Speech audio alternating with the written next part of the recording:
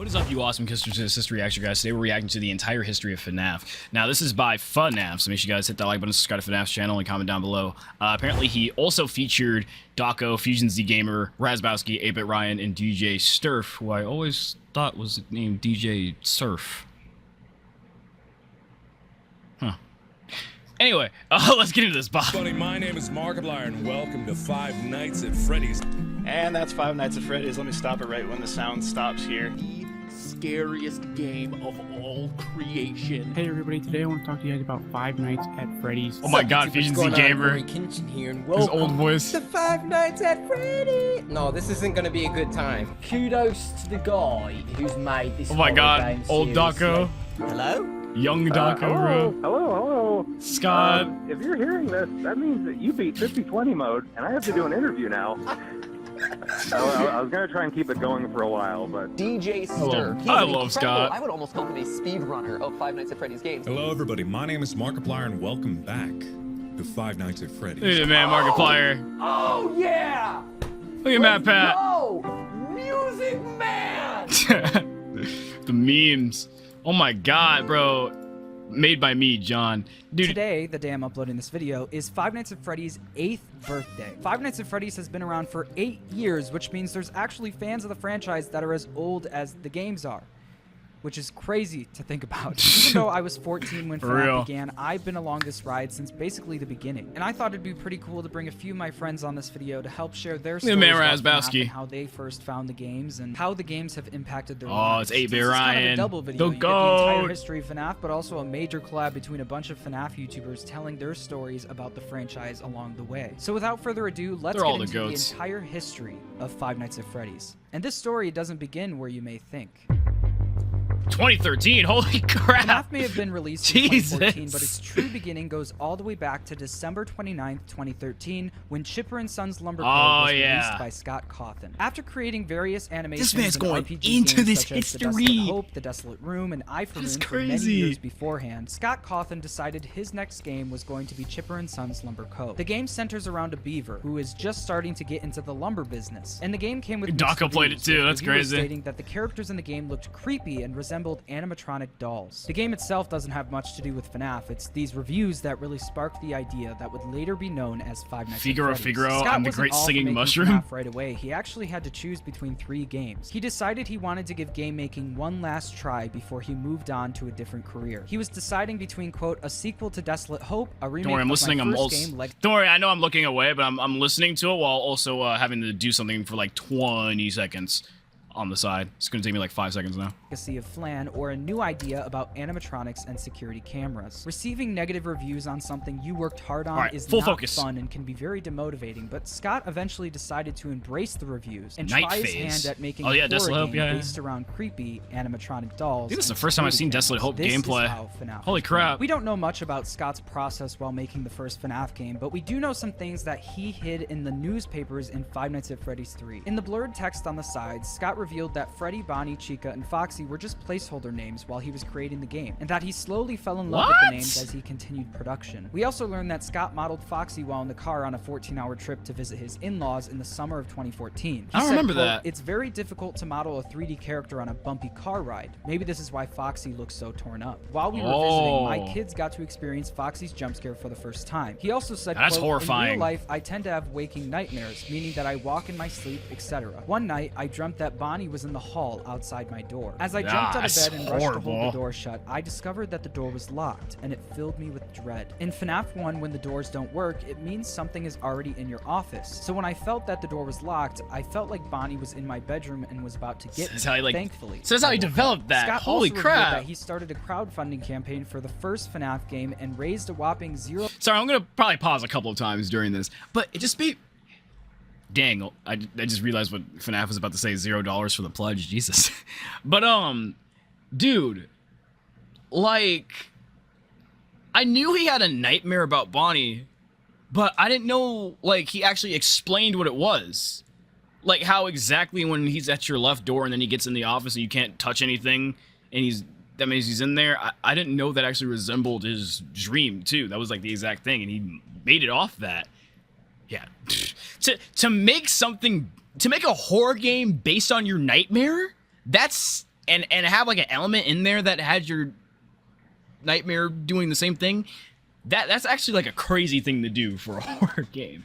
I don't think I've ever seen that or heard about that before. Like somebody actually having a nightmare and implementing that nightmare into their game. Five Nights at Freddy's was just destined to be the best. In the original game, Freddy was never originally meant to move around the diner and was only meant to get you if your time ran out. This was changed before release. Scott loved interacting with fans, but was otherwise a very private man, so these short paragraphs hidden in the newspaper of FNAF 3 were a welcome surprise to a community that was hungry for as much info about the series as possible. On June 14th, 2014, less than 2 months before the game's release, Scott Cawthon uploaded the official gameplay during the trailer day, it's a for place Five of Nights at joy. Freddy's to his YouTube channel, simply titled Five Nights at Freddy's. There are rumors that Scott uploaded a slightly different trailer before this one that was removed, featuring an endoskeleton with sharper teeth, but Scott never has officially confirmed that was the case. One of the most notable things in the trailer is the fact that Bonnie is seen running down the left hallway. Everybody would have thought everyone did the Bite of 87. This was later changed during the development process. Another notable thing is the ending scene where you see Bonnie ripping off his face. It's possible Bonnie originally had a bigger role to play in the game, or Scott just featured the character more because he personally thought that Bonnie was the creepiest. 1 month later, on July 13th, an official gameplay video of FNAF appeared on Scott Cawthon's YouTube channel. The video is only 2 minutes and contains gameplay from Night 5. One interesting thing to note is at the beginning of the night, you can see a sprite of a person with the number 1 next to them, indicating that there possibly used to be a set number of lives you would be awarded at the beginning of the game/night. This was that would be horrible. The game. The first Five Nights at Freddy's to restart game is everything based on a life its system. Final form, ready for its official release, and about to start an 8-year-long journey of everything from Purple Guy to Fazgoo. So.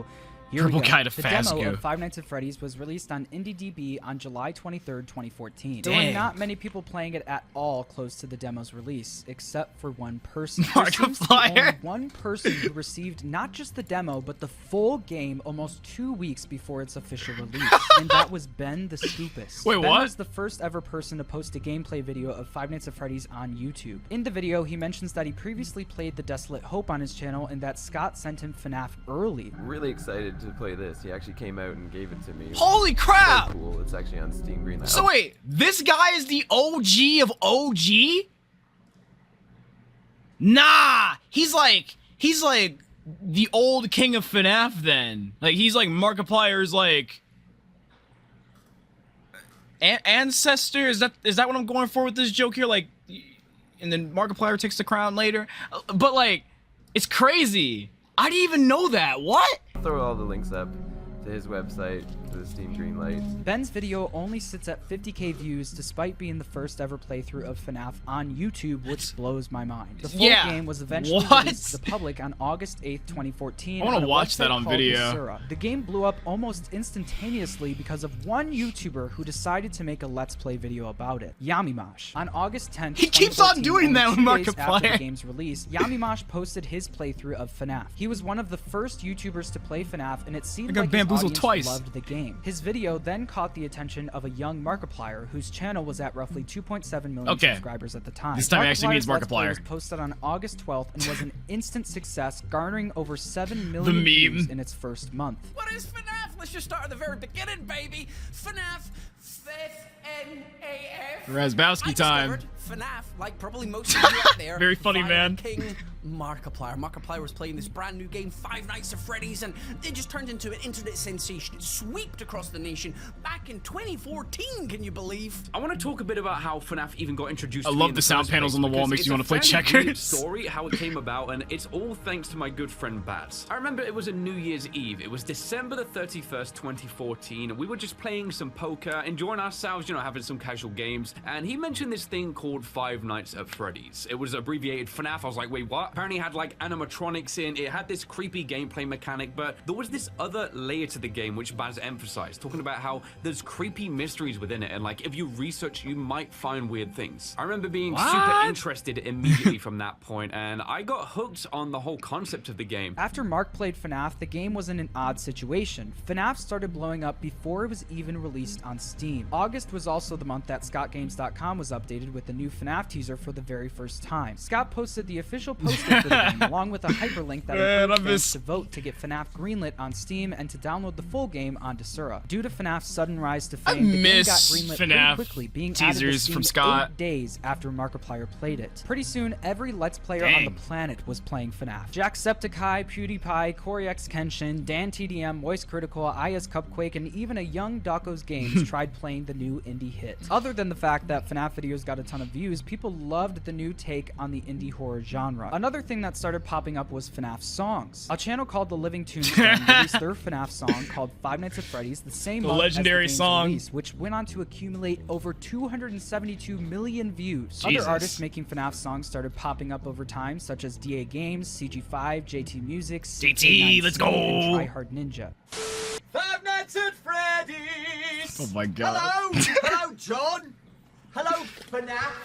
I'm here on the anniversary of Five Nights at Freddy's. It's been 8 Daco years. Games, very nice man. It. So John very nice man. has invited me on his amazing channel to talk about my favourite memories in the whole of FNAF. It's been a wild ride. FNAF 1 altogether is a memory to me. I can't really think of anything specific with FNAF apart from just the whole game, the atmosphere of the game. When you think back at FNAF 1, just the atmosphere music and the carousel music as well. Foxy horrifying. Singing, God, I miss those days. One other thing that started popping up was FNAF fan games. The list of FNAF fan games that came out even in just 2014 and 2015 is way too long for me to read right now, but we will talk more about fan games later. I love Five Nights at Candy's, bro. Five Nights at Candy's is like one of the best ones, if not the best one in my opinion. That was the FNAF Reddit. The Reddit page is where the community would come together to post fan art, theories, and to interact with Scott Cawthon, who once in a while would reply to some of the community's posts. Meanwhile, in the mainstream media world, FNAF was getting pretty good reviews. The Highlander back in 2014 stated that, quote, players looking for thrills should visit Freddy Fazbear's Pizza because Five Nights at Freddy's is the most unique indie horror game on the market right now, and we need more games like it. The game's reviews... Sorry, I almost just got pissed because like my eyes hit this and only this, so I thought they were calling Five Nights at Freddy's first-person shooter garbage. I was like, what? The most unique indie horror game on the market right now, and we need more games. My brain like shut off. The game's reviews and reactions definitely weren't all sunshine and rainbows, though. There were a fair amount of YouTubers and game reviewers who disliked the game, but for a small indie game made by one guy, it was doing pretty well. To me, the game's atmosphere really sells it. When you put on headphones, oh no, the Bonnie Easter egg. It actually feels like you're trapped in that office Speaking of Bonnie, being hunted by haunted animatronics. But obviously, one of the top things that made the game as popular as it was the jump scares. I thought he was gonna jack up the audio. On September 11th, 2014, yeah, Scott the Games. best FNAF game. Let's go. A new FNAF teaser for the best second one. time ever. Five Nights at Freddy's 2. Five Nights at Freddy's 2 is the best. Is officially on the way. The game had a tentative release date of 2015, and people were hyped. With the confirmation, that's a year before I came along. Oh shit! A one-hit wonder, it was developing into a franchise. 16 days later, on September 27th, 2014, ScottGames.com was updated once again with a new I love this teaser one for the second installment. This one reading Something Borrowed. Something I could be your new, angel or your devil type of energy from this. Bonnie. And then, only 9 days later, on October 6, 2014, a new teaser for FNAF 2 dropped. Look at Foxy. It was our first awesome. look at Withered Foxy and Mangle. Now, in terms of FNAF 2, yes, this sir. is when everything went crazy. Okay, I remember Scott released his first teaser for it, and it was the toy animatronics. Seeing those guys for the first time, seeing these new shiny animatronics was so insane, and also getting to theorize about, you know, Chica 2.0, Foxy 2.0 before we knew what the toy animatronics were. People loved this teaser because Foxy seemed to be a fan favorite character at the time. The hype for FNAF 2 could not be more real, and fans were now more excited than ever due to the constant release of new teasers. Scott Cawthon was a master at building hype for his games, and this strategy is what helped give FNAF legs for years to come. Another 9 days missed those after teasers, the Foxy bro. and Mangle teaser, we got our first look at one of the new mechanics for the game. We got the no place to run and exactly one place to hide teaser. This teaser hinted that we may have to climb into an animatronic to hide from the others. This ended up being the player putting on a Freddy mask to disguise themselves themselves from the other animatronics' facial recognition systems. This was actually confirmed shortly after this teaser came out when the official trailer for FNAF 2 released on Scott's YouTube channel on October 21st, 2014. The trailer was an instant hit. People loved the cinematic feel of the trailer with its epic music and animations. Shortly after the trailer's release, people started posting their reactions and analyses. Oh my god, was that Razbowski on the screen? Or am I tripping? I remember the biggest like a younger thing people were talking about Razbowski. is how the game had no doors. I could have been tripping. The doors in FNAF 1 were a staple of That guy the looked like him, gameplay though. and made the players feel safe. Now that they were gone, people were terrified for the next Okay, installment. I'm sorry, I have to pause. And I'm sorry, Raz, if you somehow find this video. Is that Raz or am I... Wait. Game theory... That could be the Ben the Scooped-ist guy, but I don't know what he looks like. That looks like Raz, kind of. The trailer began with the bop of the 17th century, London Bridge. Wait, is this safe to play the music from the trailer, though? Because I thought it was copyrighted.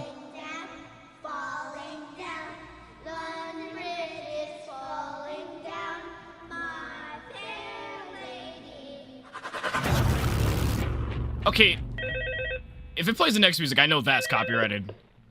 Oh, hello. Okay. Can we get back to the video now? The use of that song was perfect for a FNAF trailer because it kind of turns something that's supposed to be for kids into something that is horrifying, kind of like FNAF. One of the biggest rumors about the trailer was that if you played the London Bridge song in reverse, it would say, "The killer is out, Mike kill all, this is enough." I remember seeing those videos and not only believing it, but being even more terrified for the new game. The trailer revealed that the animatronics could just jump out of the darkness at any— You know how I always say every time when I'm reacting to videos of MatPat and people and MatPat find out like different things by like replaying audio backwards or finding some alien text fucking decoder and finding some type of like sentence that Scott left out?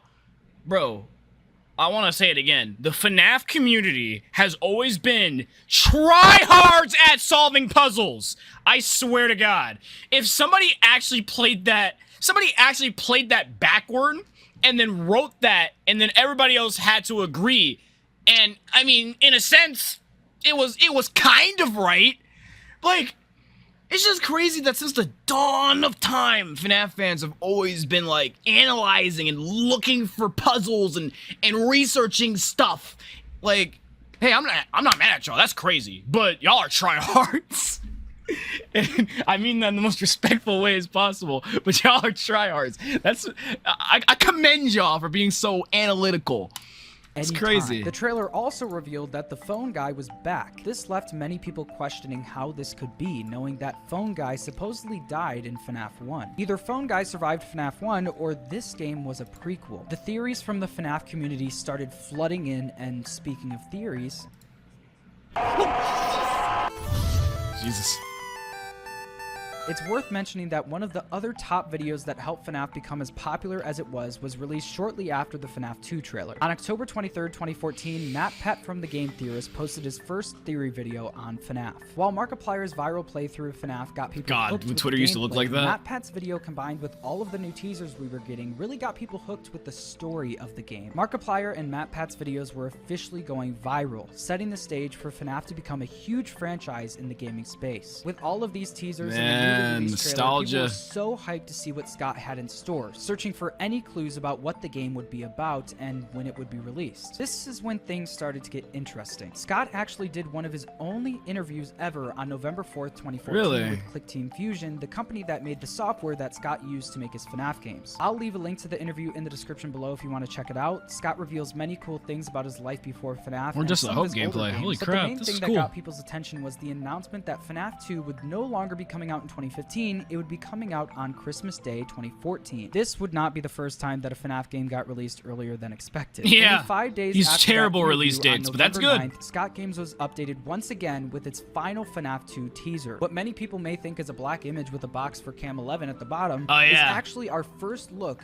at the marionette. Several people in the community figured out that if you brighten the image... Like, this is what I'm talking about. This is why I love this community. Like, it's just a dark image. Nobody would even be thinking at first glance, like, oh, I can brighten this up and find something. No, somebody turned up all the sliders to be like, what the hell is that? That is crazy. Like, I can't get over how crazy y'all are with this. And y'all still do it to this day. Like, y'all, bro, Scott released a survival guide like a while ago for Five Nights at Freddy's. And somebody had the genius idea to take a UV light just to find all the hidden stuff that was written in the survival logbook. Like, I would have never thought about that. I would have thought those pages were empty.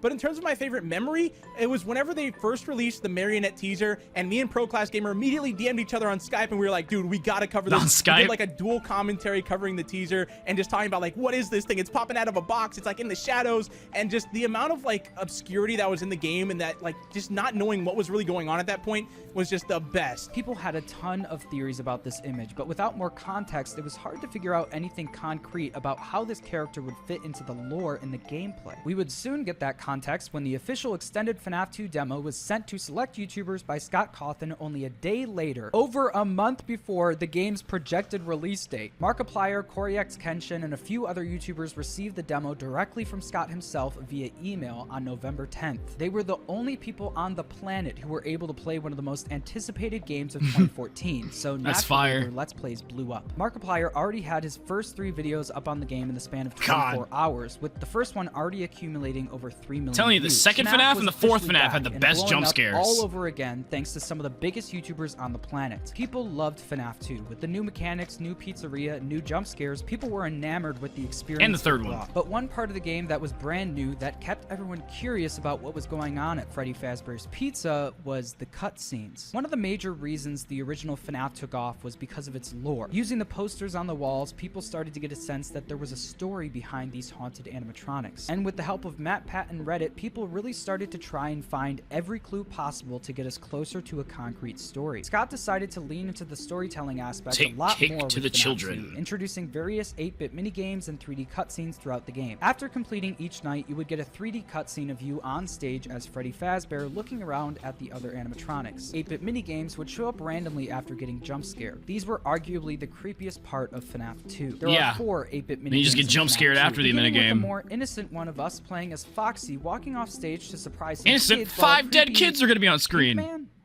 Purple Man? Oh yeah, the Pink Man / Purple Man debate. Man watches from the distance to us walking through the original FNAF pizza. I remember those days. Blood everywhere while we follow a floating marionette.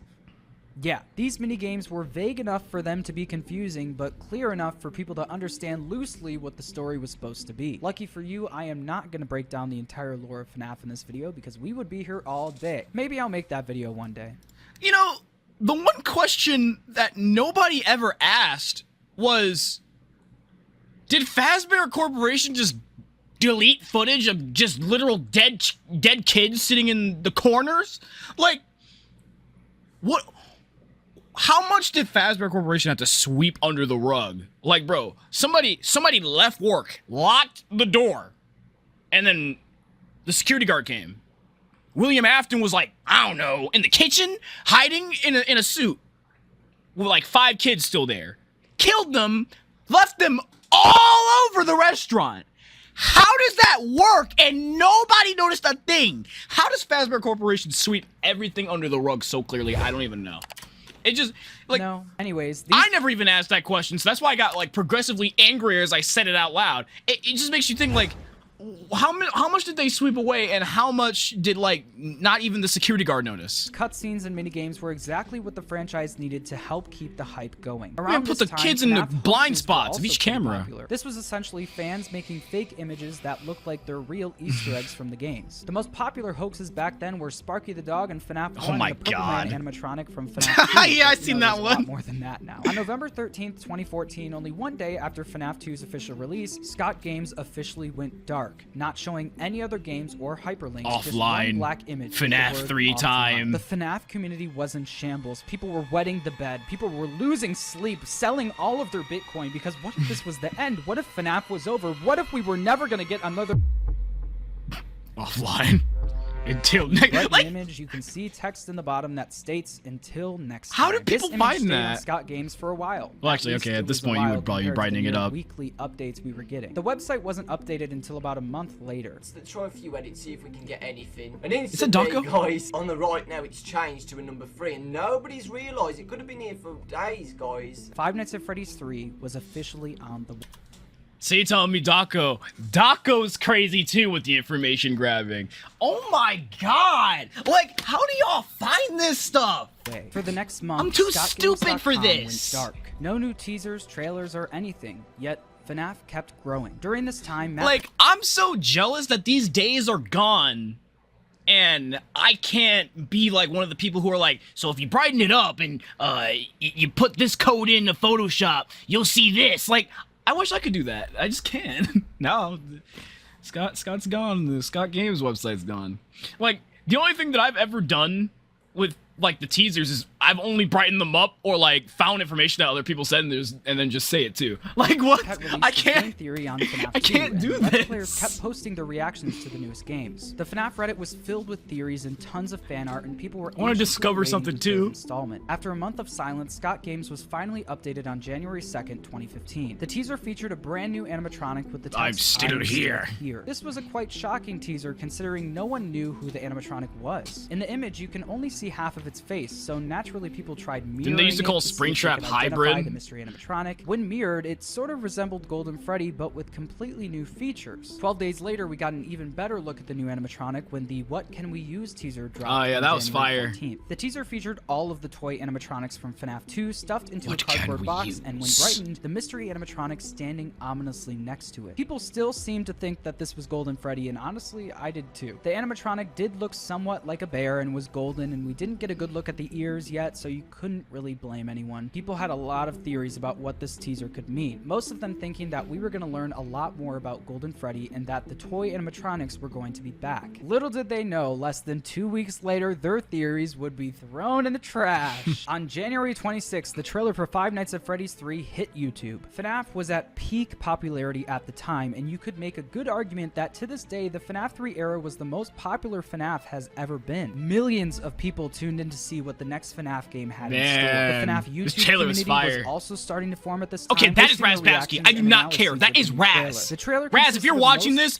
that has to be you. If it's not, I'm sorry, but that is Raz. I swear that has to be. Cinematic shots with text reading, "He will come back, he always does, we have a place for him," and ending with a jump scare. The FNAF community on YouTube and Reddit were officially off to the races, looking for hidden secrets and clues to what this game could be about. Even after the trailer came out and we got a good look at the new animatronic, people still did not know what the heck this thing was. Some people still thought it was Golden Freddy, some thought it was Golden Bonnie, and others thought it may be a hybrid. Golden Bonnie was right. ScottGames.com was updated the same day the trailer came out with the words "He always does" in purple text. Yeah. This led people to believe that the text in the trailer wasn't talking about the phone guy, the night guard, or the mystery animatronic, but the purple guy. Little did they I know that purple. Some of those things might be related in more ways than one. On February 3rd, that purple text was killed everybody. Was updated once again with our first Everyone look was like, "Oh, he's back!" for FNAF 3. When brightened up, you could see that there was a ventilation system connecting the whole pizzeria that presumably animatronics could I hate crawl those through. vents. This map debunked the theory that some people had that FNAF 3 would take place in the FNAF 1 pizzeria, since the map is completely different. People continued theorizing all over the internet, asking questions about what this game was going to be about, why does the purple guy keep coming back, and most of all, who is that new Golden Freddy / Bonnie hybrid? Well, we didn't find out the name of this mystery animatronic until February 15th, when Scott made a post on Steam titled "Early Beta Testing Successful." In this post, updating the community on the progress of FNAF 3, there are multiple words with double letters in them. When you eventually put all the doubled letters together, it spelled out "My name is Springtrap." Scott was very active on Steam, interacting with fans and answering questions fairly regularly, so it wasn't really a shock that he made this big reveal on Steam. In fact, the same day, Scott put a new post on the forum saying, "It's true, I was hacked." Dude, I missed the trolls. I missed the trolls, dude. And then like he would just make a funny mini game to go alongside the trolls. Oh my god. He might talk about the one minigame that I'm talking about. Someone released it for free here. I remember with a one link to this specifically. Angel page. The community was confused and collectively freaked out and immediately downloaded the game. And when they opened the game, this is what happened. What's up, YouTube? What's going on? Corey continuing. Welcome to Five Nights at Freddy's 3. It's finally Look at Corey, bro. Look at young Corey. Do it. It's this one. This is the one I'm talking about. I remember this was one the first troll vividly. of many for Scott Cawthon. The troll game was basically a reskin of one of Scott's older games, There Is No Pause Button. Even though it was obviously a troll by Scott, people actually thought that Scott was hacked, leading him to update his post to reassure everyone that he isn't hacked, FNAF 3 is still coming, and to enjoy the game he made for everyone. 1 month after the He Always Does teaser on ScottGames.com, the website was updated again, this time with one on March 1st and then one on March 2nd. These teasers featured Balloon Boy, Chica, and Foxy with a wooden-like texture. It's on them. all in People your didn't really mind. know what to make of these, theorizing that these were older versions of the animatronics, maybe made out of wood. But the thing that caught people's attention the most was when you brightened up the Balloon Boy image, you could see a giant number 10, which seemed like the beginning of a countdown. People legit freaked out at this, including Dawko. What is going on, guys? Dawko back again, and finally, Scott has posted a new teaser on his website, and it says It sounds so young. with Balloon Boy, guys. Balloon Boy. Holy crap, guys, it's freaking Balloon Boy. But is it? But if you brighten it up, guys, there's a 10. There's a freaking 10 there. I forgot that like that Among Us edit was edited over that. For a second, I was like, wait, how was Among Us in the past? My brain is so slow, bro. Which means Five Nights at Freddy's 3, the demo, or the full game, I don't know, is going to be released the 10th, but sadly it doesn't say the 10th of March, the 10th of April, who knows, but it just says a 10. Was this a countdown? Was it going to be released 10 days from now, 10 weeks from now, 10 months from now? More like And 10 actually, minutes from none of now with those Scott were the correct. release The times. FNAF 3 demo Jeez. was sent to select YouTubers on March 2nd, 2015, the day after the countdown started on ScottGames.com. FNAF 3 playthroughs quickly started being posted Look at on YouTube, with Markiplier. Markiplier's video getting over 1 million views in its first 7 hours. Hello, everybody. The game was Here's then Markiplier. officially We're about to released Five Nights the at public Freddy's the very 3. next day on March 3rd, 2015. The game featured only one physical animatronic who could kill you, and that was Springtrap. The goal of the game was to distract Springtrap using sound cues through the camera system to keep him away from you until 6 a.m. All the while resetting your audio, camera, and ventilation systems so you don't get jump scared by various hallucinations of past animatronics. At the beginning, we were introduced to the Phone Dude, voiced by Scott Cawthon himself, who then turned into the regular phone guy after some old training tapes were found and played for us in the place of Phone Dude. In the game, there was a small chance you would get a secret screen of an up-close shot of Springtrap where you could see the remains of a human body inside of him. These secret images were also in FNAF 2 with Withered Foxy, Withered Freddy, and Toy Bonnie. Five Nights at Freddy's 3 came with Cursed mixed reviews images. and continues to be one of the most divisive games in the franchise. The game gave us a ton of lore with Phone Dude and Phone Guy's calls each night, secret minigames, and newspaper clippings, but some didn't like that it wasn't scary enough. People said that the Springtrap jump scares weren't very effective and that the stakes were lowered because of that. Also, casual players were starting to get lost and confused by the lore since you had to actively seek it out by finding cupcakes, clicking on a Shadow Bonnie figure, and typing a code into the walls of the office. The whole community came together to try and piece the vague 8-bit minigames into one cohesive story/timeline. And I would say that the community did a pretty good job with the little information that they were given. No matter what some reviewers had to say, FNAF 3 was another success for Scott Cawthon, with the trailer getting the most views out of all the other FNAF games and the community being more alive than ever. It was during this time, on April 7th, 2015, the news broke that Warner Brothers picked up the rights for a FNAF movie. We were actually getting a Five Nights at Freddy's movie. With the release of FNAF 3, ScottGames.com was updated one last time, with no secrets, no Easter eggs, just Freddy's hat in the spotlight. A final goodbye to the majorly successful trilogy that changed the... Oh, the hat is gone. On April 22nd, 2015, only 50 days after the release of FNAF 3 and ScottGames.com being updated, the hat vanished, and the community was in shambles. People were asking, where did it go? Who took it? Is there actually to the past, back in Michael's bedroom. Well, yes. 5 days later, the hat returned in a big way. That was 5 days later? I was just kidding! Nightmare Freddy in our first ever teaser for Five Nights at Freddy's. Wait, that was 5 days later? Dude, Scott was grinding. Like, I swear to, bro, this man made one game and then the next day Nightmare Freddy. I swear, bro.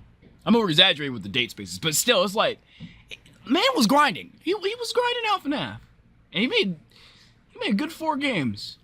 Not that I'm saying the rest of FNAF is bad, but like those 4 games, I love the first 4 Five Nights at Freddy's, bro.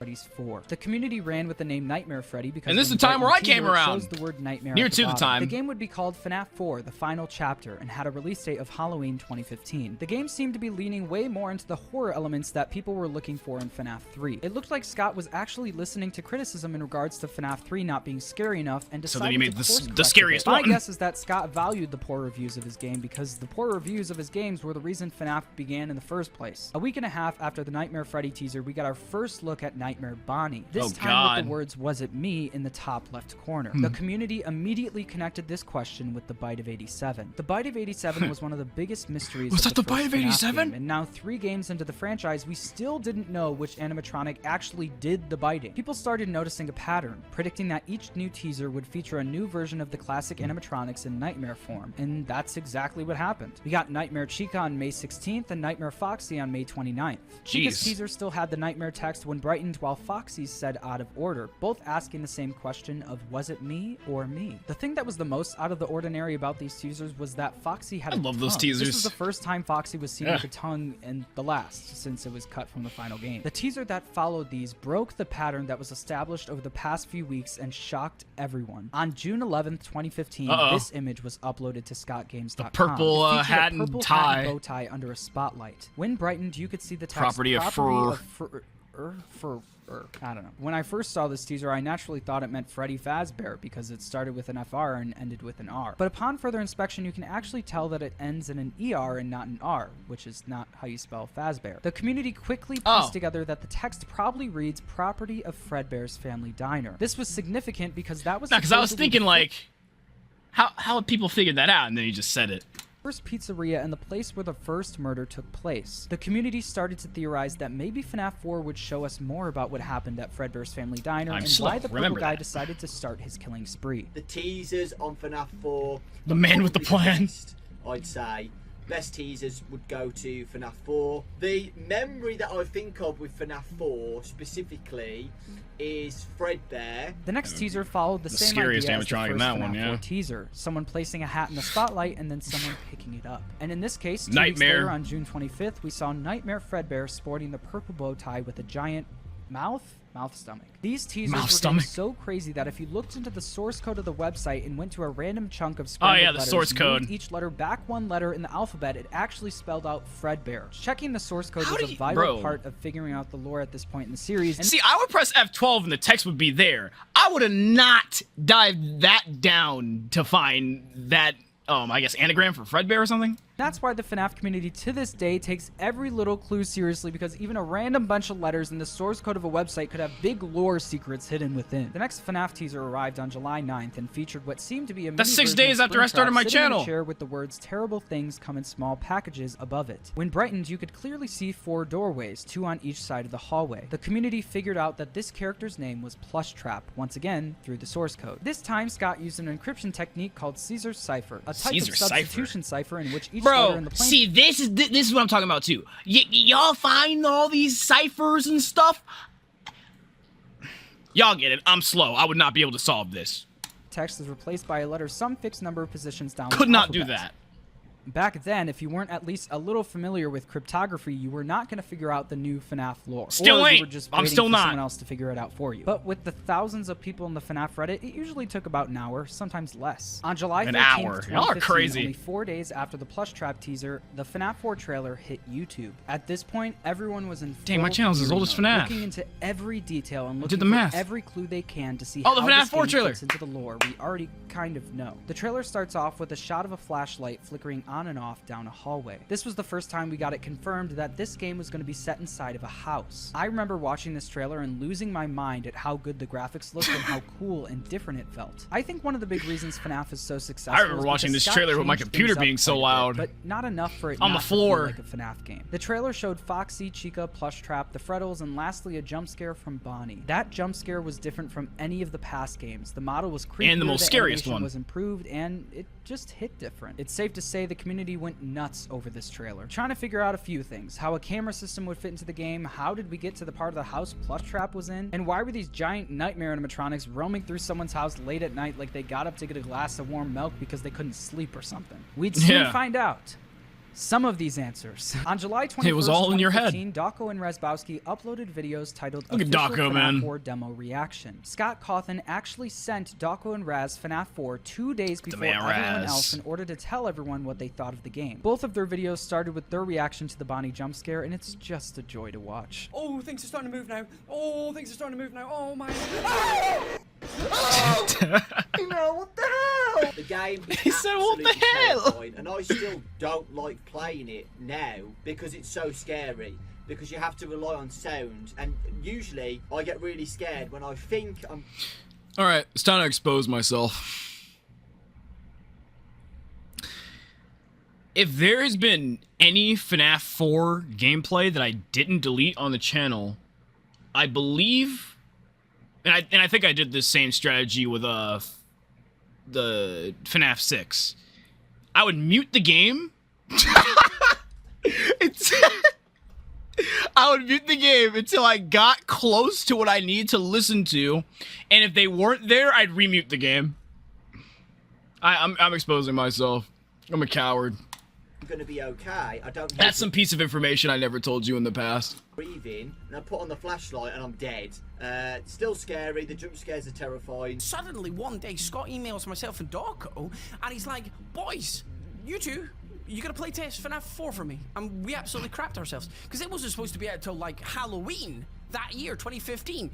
So I rushed home, I played it. Dawko was on a boat somewhere in the middle of the ocean. Was released while I was in the middle of the ocean. On July 23rd, a select group of YouTubers were sent the FNAF 4 demo and given permission to post their gameplay. Then, on the same day, I was just out Scott there decided reacting to Break release My the Mind full by game DA to the Games. public. Very quickly, people started posting their playthroughs of FNAF 4, trying God, to I get love on the FNAF. FNAF hype train. This was I love FNAF 4. It's not my favorite out of the FNAFs, but it's my favorite in terms of like how it got CistReactZ started and how it opened the door to so many songs and animations that I reacted to in the past, and like how a lot of you guys ended up finding the channel. Like these days in FNAF 4 like were like the best. They just were the most nostalgic and memorable for me. Like I still remember sitting on the floor watching DA Games' Break My Mind and just yelling "What?" every fucking 5 minutes. I still remember those days. Good days. The day we got this amazing gem of a clip from Markiplier. The first night is never usually bad in any of the games, so I'll play through The game gave us more story than we've The ever had meme, let's before, go, showing baby. us the journey of a kid who is being psychologically abused by his family, guided by a sentient Fredbear plushie, traumatized by something he saw at Fredbear's family I miss diner, these days, and bro. counting down to his birthday Good days, party, good where days. his evil brother and his friends will pick him up and place him into Fredbear's mouth to eventually get his head bitten off. Was that the bite of Yes, sir. 87? The meme. Nope. It was the bite of 83. Because Yeah. obviously on night 3, when you go back into the living room of the house and stand right in front of the TV for exactly 5 seconds, a commercial will start playing from Fredbear and Friends with the year of 1983. Like I said, this game was filled with the most lore we've ever gotten in a FNAF game. Did it make the lore of the previous games less confusing? No. Do I think that FNAF 4 told Never. a great story and perfectly laid out the dream theory that I think was the real canon that Scott intended for the series? Yes, but I won't get into that right now. The game ended with an emotional scene of the crying child on his deathbed, with presumably his brother telling him that he's sorry. I don't know if you can hear me. I can hear. I'm sorry. Oh, the sad ending. I remember this. You're broken. Said about the bite. I will put you back together. Meanwhile, William Athens just talking into a radio from the Cis location office. Yeah, I'll fix you. Just stay put for a while. Let me just grab your remnant. This person Oh yeah, and you said can hear to the crying sound of child, the "You're broken. I will the put heartbeat you back monitor or together." whatever. Those were the final words before you can faintly hear the heart monitor flatline. And where do you hear those words again? That's right. Glamrock Freddy specifically said to... Oh, wrong. And finally, with FNAF 4, the box. The theories, man. The theories, man. The box at the end of Still FNAF around. I 4 love it. is probably the most iconic, controversial memory that I can think of. The box. That's all I'm gonna say. If you know, The box. you know. Upon box, beating Nightmare dude. Mode, Oh you're my met with this God. box. After a few seconds, some words show up. Man, put a box on screen. You could, I think you were able to interact with the locks and make them like, jiggle, and then it disappeared. He didn't explain it ever again. And I think the fan game, not the game that Scott made, the beat 'em up side scroller with the Glamrock animatronics in it, I think that had the box's contents in it. Because I think the monster looked like the box. and then that wasn't explained either. So it's like, the box was there but never explained, but it has a huge significance. And I think Scott even said that the box's contents even changed over the while. The box is so irritating. Like, what is in there? Above the box. Some things are box is best so left irritating. Forgotten for now. The box had 2 locks that you could actually click on, but it did nothing. People tried everything to get the box open with no success. This would become one of the biggest questions in all of FNAF history. What's in the box? FNAF 4 was a really special game that told a solid story from beginning to end, but it also added a lot of questions to the lore that frustrated a lot of fans who wanted more answers. Overall, the game got a positive reception and was added to the ever-growing Five Nights at Freddy's franchise. 3 days after the release of the game, ScottGames.com was updated with a final, "The End, thanks for playing." But if you brighten the image, you could see a small, faint question mark after the end. At the time, it looked like Scott was coming back for round 5. Exactly a week later, on August 2nd, 2015, Scott Games was updated with a final thank you poster featuring all of the animatronics in the series. Dude, it's been a while since I've seen that. The story of FNAF seemed to be over. Almost exactly a month after the game's release, Scott Cawthon made a huge post on Steam, officially announcing a Halloween content update for FNAF 4, a secret project he's working on that wasn't FNAF 5, and some clarification about what we will never find out: what's in the box. Scott said, quote, "Now I want to talk about what won't be included, the box. You know, when I released the first game over a year ago, I was amazed at how quickly everyone found every bit of lore and story. Then, the same happened with Part 2. Fans and YouTubers dug in and found everything. Game Theory did an incredible video on Part 2, getting almost everything right. Then Part 3 came out, and once again, the story was uncovered by the community. It seemed that there was I can only wonder how pissed MatPat had to be hearing that. Game Theory did an incredible video, getting almost everything right with no clarification? Scott's a troll. He is a great troll. Like, I swear to God. Like, to tell someone that they almost got everything right, but to not tell them what was wrong and right? I bet you that was the worst thing he's ever done to MatPat. Nothing I could But you still hide, has but then nightmares I released about Part it. 4, and somehow, no one, not a single person, found the pieces. The story remains completely hidden. I guess most people assumed that I filled the game with random Easter eggs this time. I didn't. What's in the box? It's the pieces put together. But the bigger question is, would the community accept it that way? The fact that the pieces have remained elusive put this together time strikes me as incredible and special, a fitting conclusion in some ways. And because Even of now, that, I just I've can't decided that maybe understand. some things are best left forgotten forever. This blew everyone's minds and made everyone more determined than ever to figure out FNAF 4. More on that later. If On someone September solves that 9th, box, he 2015, better say it. ScottGames.com was updated once again. The endoskeleton on the right side of the image looked completely different. It almost looked cartoonish. These updates continued almost daily, slowly turning every animatronic in the image into a cute cartoonish version of itself. This was extremely confusing considering the community had no idea what Scott had planned. A few days into these updates on September 15th, World. Scott took to Steam to officially announce FNAF World, an RPG game where you could choose from a bunch of beloved FNAF characters to fight against enemies. He assured people that this was not a horror game, but a fun type of game that he's been wanting to make for a while now. He also made it very clear that there would not be a FNAF 5, saying, "It's very important for me to say again that there will not be a Five Nights at Freddy's 5. The story is complete, and the Halloween update and new game will not add to it." In the post, he stated that he called the new FNAF World animatronics the adventure characters, and that it would be unlikely that a demo for FNAF World would be ready by Halloween since the game was still in early development. Even though Scott said there wasn't going to be a FNAF 5, people were still hyped. We still had FNAF World and the FNAF 4 Halloween update to look forward to. Little did they know that one of the most important days in the history of FNAF was soon to be upon them. It was a warm September night. The forecast was cloudy with a 30% chance I'm sorry. September 18th, 2015. A day that would soon be written into every history book known to man. This was the day MatPat planned his big Holy FNAF crap. live stream. Oh my God, it's Smike! I have not seen that man in years! Oh, I'm sorry for reacting like that. But oh my God, I know that was just sudden. But dude, this video is so nostalgic. Like, that just, merely seeing Smike took me like 5 years back. Oh my God. Like, that took me back so far in the past that I think I actually time traveled and I just like jumped back in my seat. Jesus, man. Smike, where is he? What is he doing nowadays?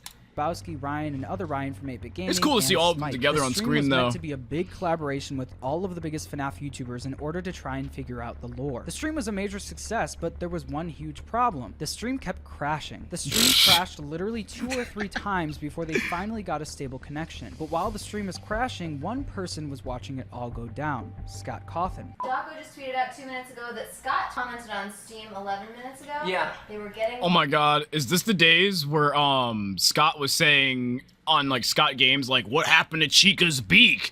I don't know. Like is it this time? Too close to the truth. Oh, we were getting too close to the truth, according to Scott. Scott, we're still fighting, man. We're fighting back today. Scott saw an opportunity at this point, and he took it. With the Just internet always issues torturing that Matt. was having, they weren't able to have the original panel on screen, and while they were gone, ScottGames.com updated for a brief moment. In the FNAF Oh my 4 fucking minigame.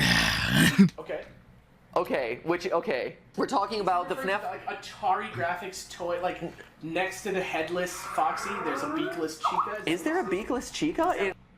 Those sound effects, holy, oh my god, bro, the old Skype sound effects, Jesus, man. I remember when everyone used to use Skype. Oh my god, this video's gotta stop taking me back in the past where I actually, like, disappear on some Back to the Future type crap. You know, I'm about to just see fire all over my chair because I went so fast back in the past.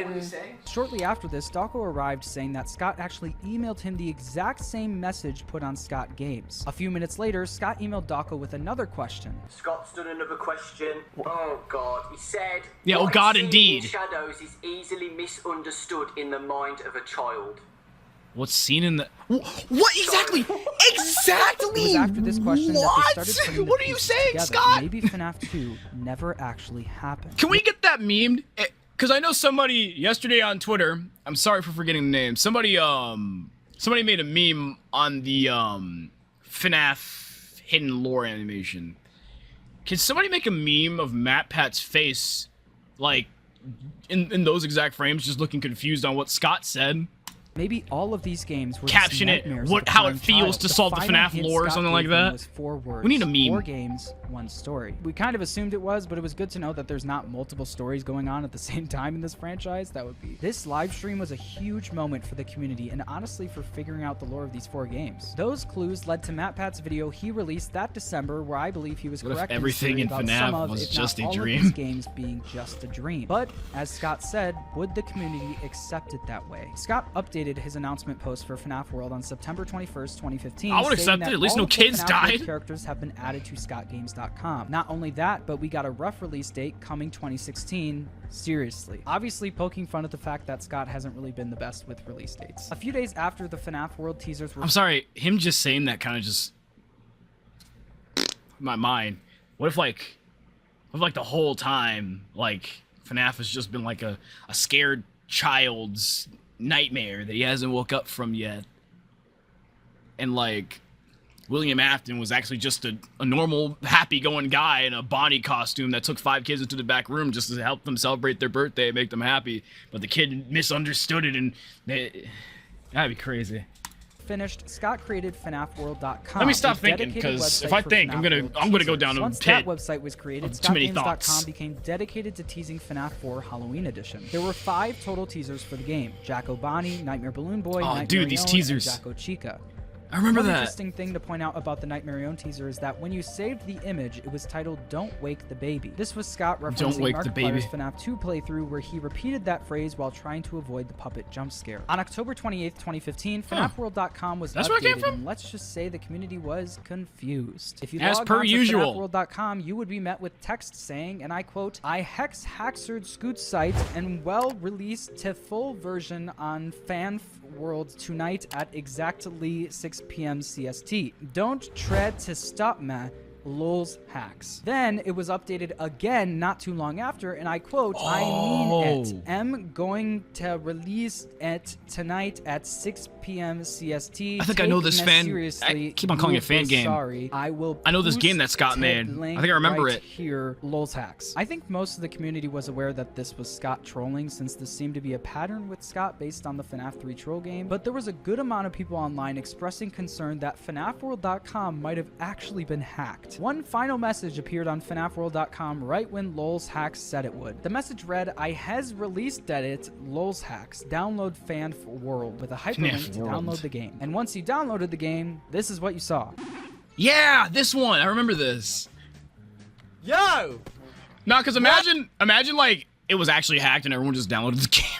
And we're all just sitting here with hacked computers because we thought Scott was messing with us. Oh, this music! The game was once again a That'd be reskin crazy. of one of Scott's older games, Fighter Mage Bard. The community actually didn't mind this troll game and seemed to have a lot of fun with it. On October 2015, FNAF 4 Halloween Edition was scheduled release. Scott even took to Steam to joke about how we should be proud of him for releasing it this close to the actual release date. Although people were hoping for some answers about the lore and maybe an opening of the box, none of that happened. But it was still a very fun update to an already great game. The new designs were awesome, and it was so cool to see Nightmare Eon, Nightmare BB, and Nightmare Mangle added to the So while since I seen the Jacko Body jump scare. As the release of FNAF 4 Halloween Edition, Scott posted the teaser trailer for FNAF World on I remember his YouTube this. channel. The beginning of the trailer was not like anything we were expecting. It looked like a regular FNAF trailer until about 34 seconds. Dave stalked The you. trailer featured all of the characters we saw in Scott games grouped into teams of 4, battling obscure enemies we've never seen before. After listing all of the characters we'd see in the game, we saw possibly the cutest thing ever, Adventure Mangle playing with a paddle ball. It ended with a release date of coming soon. The trailer had a mixed reaction from fans. Some criticized the animation style and graphics, while others were curious why this game was being made in the first place. But overall, I would say a majority of the community loved the trailer and was looking forward to the new game. The game was looking to be a light-hearted entry to the series, but the light-heartedness did not last for long. On November 2nd, 2015, we got possibly the creepiest FNAF teaser to this day. When you went on ScottGames.com, Oh, is it Sis location? There, but when you brightened the dark image, what you saw was what appeared to be Mangle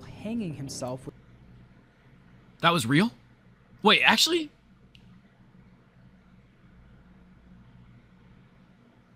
I don't remember. Do I remember seeing this? Maybe I put it away in my mind thinking it wasn't real. But then again, if these are the days where I was making content, I had to have seen that teaser and I made a video about it. Maybe it's just been a while since I haven't seen it, and maybe that's why I was thinking, like, what the hell is that at first, and is that even real? I don't know. I don't know what my brain's doing, but I don't remember this. Was shocked by this teaser, to say the least. A lot of people were concerned about Scott's well-being my brain's weird. after this teaser. Within an hour, the teaser Too much was FNAF. gone off of FNAFworld.com, and we still to this day have no idea how it connects to FNAF World. I'll just Scott accept it Games was then real. remained dark for nearly a month. Scott finally came month? back on Jesus. November 29th with a new teaser. This teaser featured a weird version of Balloon Boy's head 'Kay. with the words Now I "Madness don't remember takes that." many forms" at the bottom. It seemed like Scott wanted to show us that there was going to be a dark side to FNAF World, but initially maybe went too far. This teaser seemed to keep the same promise with a little course correction on exactly how dark he wanted to go. On December 11th, 2015, ScottGames.com updated with a teaser for the first ever FNAF book. Initially, it was titled Five Nights at Freddy's Silver The Untold Eyes. Story, but was later changed to The Silver Eyes and was given a release date of Dang. December 22nd, 2015. Can we Of talk course, about... in truth, I'm sorry. Can we talk about how hard this is? Comment down below your favorite book cover in the FNAF series, because this one's my favorite. I'm sorry. The Silver Eyes cover is just the best. I just love it. Like, look at Freddy's eyes glowing like that. Him just standing there, the FNAF 4 type of background, the letters, the light. I like that. That is the best. To The Silver Eyes and was given a release date. Look how dark his eyes look, bro. I love it. Of course, in true Scott Cawthon fashion, it was released 5 days early on December 17th, 2015. Shortly after the book was I love released, Scott. some people in the community were upset that the book did not directly align with the. I never noticed that. I've never noticed that. Has that always been there? Has that always been there? Where did this come from? But was later after the book was released. Where did that come from? Some people in the community were upset that the book did not directly align What the with heck? the games. People thought that I didn't know they were in the this book background. would help solve some of the lore from the games, but Scott had different intentions. 3 days later, Scott announced that the FNAF books overall weren't directly canon to the official FNAF games. Basically, the book was a part of the FNAF multiverse, the same characters, same locations, but different turn of events. For the next month, we didn't really get much. On December 4th, we got a Merry Christmas FNAF World teaser, and then on New Year's Day 2016, I don't remember we got an that update teaser. from Scott Scott on the progress of FNAF World, saying that he's still working hard and, quote, it's becoming a bigger game than I'd first planned it to be, but that's a good thing. On January 8th, 2016, we got a second trailer for FNAF World that was only posted on IndieDB. The trailer was basically a copy of the first one, but it just added new gameplay shots. On January 12th, 2016, Scott took to Steam to give us an official release date for FNAF World. The game would be hitting Steam on February 19th, followed by the mobile ports in the following weeks. He also announced that he and his wife had just had a baby boy. Quote, in other news, I had a new addition to my family today, a baby boy. I'm typing this from the hospital now, as a matter of fact, so obviously that has still kept me a little busy as well. Scott later updated the release date to the weekend of January 23rd to 24th, stating, I won't make it to February 19th. Clear your schedules for this weekend. Bruh. Then he said on January 21st, the game will release tomorrow, guys. Relax. Then again, I've never been good with release dates. And he did exactly not that. He released the game that day, on January 21st. The game quickly started getting mixed reviews, with a lot of people finding bugs and noticing missing features that they thought would be there. People also didn't like that the overworld was in 2D and 3D like insinuated. Oh the my game god! held an ironic 87% on Steam, which was overall very good, but there were a lot of negative reviews. Scott reacted very quickly to the mixed reactions. He definitely creating a did, post though. on Steam titled "To the Community." In the post, he talks about how people have accused him of releasing his games too early in the past, mentioning that he never felt he did that until now. He apologized for the state of FNAF World and promised to keep updating the game to turn it into what he envisioned. 3 days later, Scott announced that he was taking FNAF World off of Steam despite its 87% rating. He said that he's working on a new version of the game with a fully 3D world and all of the features he promised. And he did it! This time, the game would be released for free on GameJolt. This new version of the game would soon be released on February 8th, 20. Bro, and I love how he said, I encourage you to refund all your Steam releases. I never did that. Man, I still have FNAF World on Steam right now, but Scott's a good man, bro. I swear. Telling everybody to just refund the game even though it had a good percentage rating. It's not something you see a lot of game devs do. It's really not. He's really unique. And I'm happy that his series took off. 2016 to GameJolt just as promised. Happy the game for had the a man. fully 3D world and even featured some new content, including a man sitting at a desk telling us to go away. Which was apparently On February Henry? 18th, 2016, FNAFWorld.com and ScottGames.com updated with new teasers. The FNAFWorld.com teaser Update announced the 2 FNAF coming World soon. Update 2, while I remember that. ScottGames.com had lines. No words, nothing when you brighten the image, just 17 lines. Is this location all in a now? row. Most of the community thought it was some sort of timeline. Some thought it was related to the FNAF movie, and some thought maybe, just maybe, we'd be getting FNAF 5. 8 days later, on February 26, one of the lines changed into the letter I, with an end scene above the lines to the left when the image was brightened. I don't remember this teaser now that I think about it. Any idea what this meant? Obviously, it was trying to spell something out, but what? 2 weeks later, the lines were updated again. Another I with an A in the top right when brightened. Once again, Afton it was Robotics? spelling out something, but nobody could figure it out with so little letters. 11 days later, an O was added. 2 weeks after that, another O was added along with the word never at the bottom when brightened. The community was collectively confused until April 23rd, 2016, when the first official teaser for Oh, FNAF's Sister Location. Sister Location Okay, I remember was this teaser now. posted. The teaser featured a brand new There's never just animatronic one. with the words "There was never just one." I was gonna at say the Afton bottom. No one Robotics, had since this is any when Afton got idea who introduced. this new animatronic was. All they knew was that it looked like a clown animatronic. This game looked like it was going to be a clean slate for FNAF, with new characters and a new location, and the community couldn't be more excited. On May 3rd, 2016, the release date for FNAF World Update 2 was announced on FNAFWorld.com. The update was set to release on May 13th, 2016, and fans were And hyped. Scott since never was made it to only that date 10 and released days it away. early? To everyone's surprise, the update actually came out on its set release date. The new update featured 8 new party members, 9 minigames, 2 new areas, a new ending, new abilities, and 3 enemies. The community loved this new update. The new minigames were fun, annoying, Don't show me and the- creepy all at the same time. Literally was about to This say, don't when show me we the first rainbow. met Chica's Magic Rainbow, Foxy.exe, God, I hate that rainbow. and this. You won't get tired. Oh no, I love you, Voice. Oh, God. Oh, no, that's not my editing, guys. I swear. It sounds like something I would do. But one of the biggest parts of the update came from the man sitting at the desk that I mentioned earlier. After beating the main boss, we got to hear Look at the old voice of a new BitRyan. Look at younger animatronic named BitRyan. Baby, which was presumed to be the animatronic currently on ScottGames.com. The show will begin momentarily. On May 11th, some of the mysteries about Sister Location were no longer mysteries. Magicraft Cat on Reddit found what seemed to be the names of all of the new characters that were going to be in Sister Location. The names were found under Scott's name on copyright.gov. When you copyright something, most of the time it becomes public information. You know what? Okay, never mind. I was about to do like this whole zoom in edit and say like Five Nights at Freddy's community is a try hard, but then he just saved y'all from that.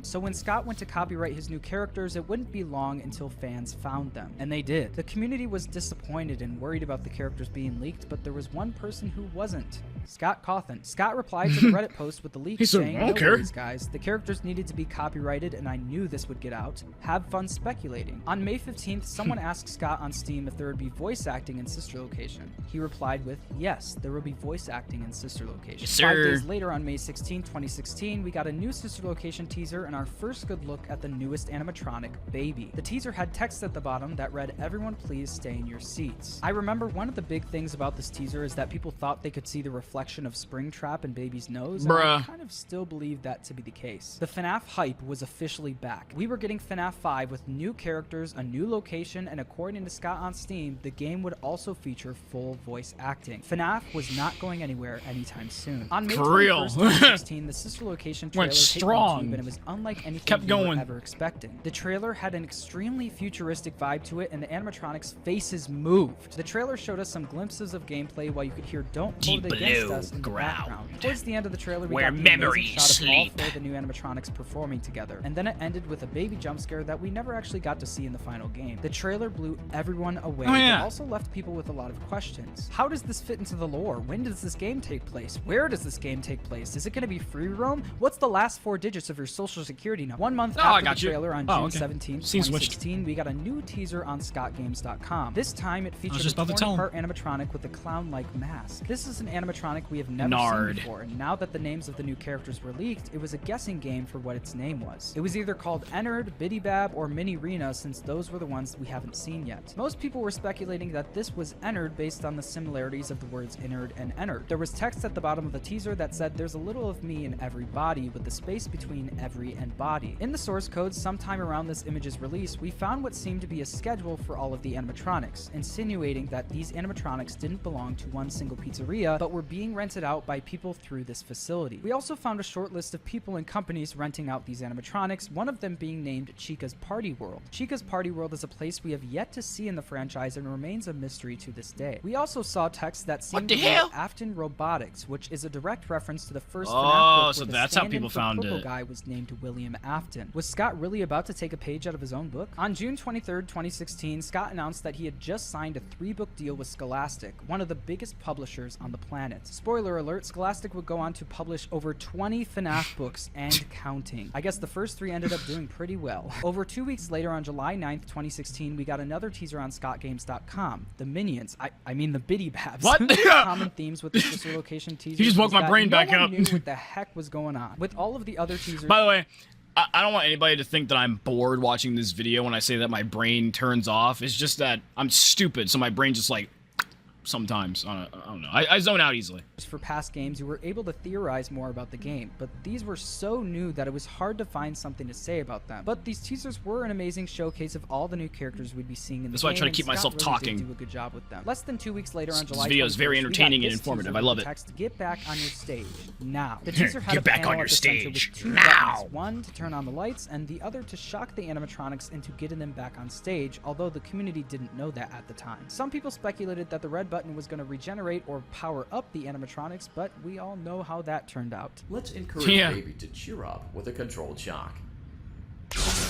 When the image was brightened, you could see tiny dancing ballerinas on stage, which the community correctly identified as the Mini-Renas. August 1st, 2016 was the day that the Steam page for Sister Location Man, went live I with remember brand new that. gameplay screenshots and a description of the game. Welcome to Circus My memories Baby are starting to Pizza become World, clear where with these family days. fun and interactivity go beyond anything you've seen at those other pizza places. With cutting-edge And the game released in October, right? Because I remember. Socks off, as well as customized pizza catering, no party is complete without Circus Baby and the gang. Now hiring late-night technician must enjoy cramped spaces and be comfortable around active machinery, not responsible for death or dismemberment. Obviously, we were not going to be the people enjoying our birthday parties with Circus Baby. We were going to be the late-night technician, probably getting way underpaid for all the horrors that he was about to witness. Today is August 8th, 2016. The anniversary. It's the 2-year anniversary of FNAF. Scott celebrated the anniversary by releasing 7 new dude, I images miss to these. ScottGames.com. These are so This time, it was fire. behind-the-scenes images from FNAF 1 and FNAF 3. Look These at images Foxy. were such a treat for the community since Scott has never really actually shared something like this ever before. But a week later, another big sister location leak appeared on Reddit. On August 15th, people found what seemed to be a full list of... I thought he was going to talk about the teaser that literally said leaks.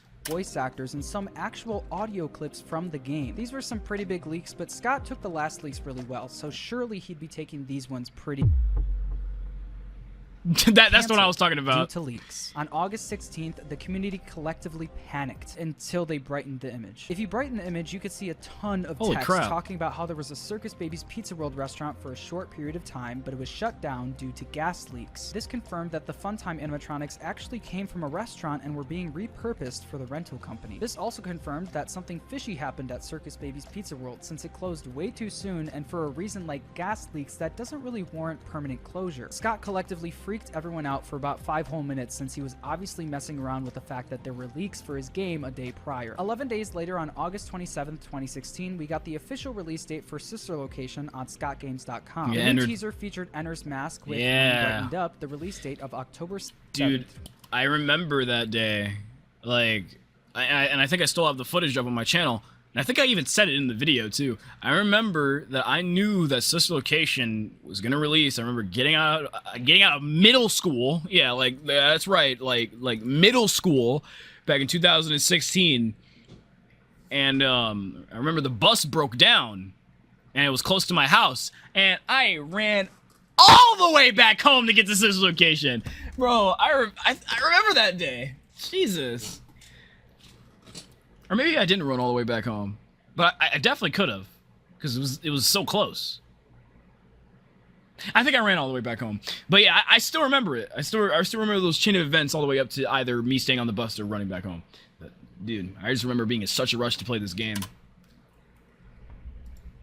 2016. This teaser was replaced very shortly after with this one, showing the release date more clearly. But another big reveal lied within the source code of ScottGames.com. In the source code, there were 2 strings of characters. If you put them together and then pasted them into the URL of Scott Games, you would be directed to the map for Sister Location. And then, if you brighten this secret image, you could see 2 secret rooms above and below the Funtime Auditorium. Scott really made us dig for this one. After these new teasers, ScottGames.com wasn't updated for about a month. On September 24th, 2016, Ennard went missing. This is still one of the strangest teasers we've gotten on ScottGames.com. My guess is that Scott wanted to remind people that the game was still coming out, but didn't have time to create a new teaser, but the real reason remains a mystery. This next moment is one of my all-time favorite moments in the whole entire FNAF history, so please buckle up. It was October 4th, 2016, 3 days before Sister Location's set release. An unexpected post from Scott Cawthon hit Steam. Hey guys, I wanted to let everyone know what I've decided, and it's just a warning. A lot of you aren't going to be happy about it, but please try to understand. Ever since I started making games, I wanted to be a world builder. I never wanted to make gimmicky games or things that didn't mean something. I wanted to create experiences that would really have an impact on people. I feel like I got to do that with the first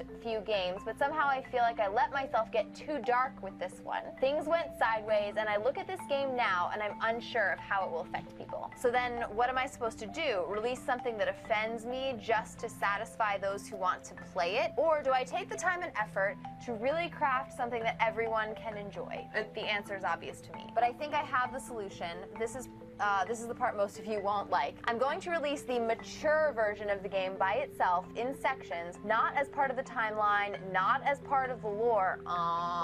We'll pick it apart probably.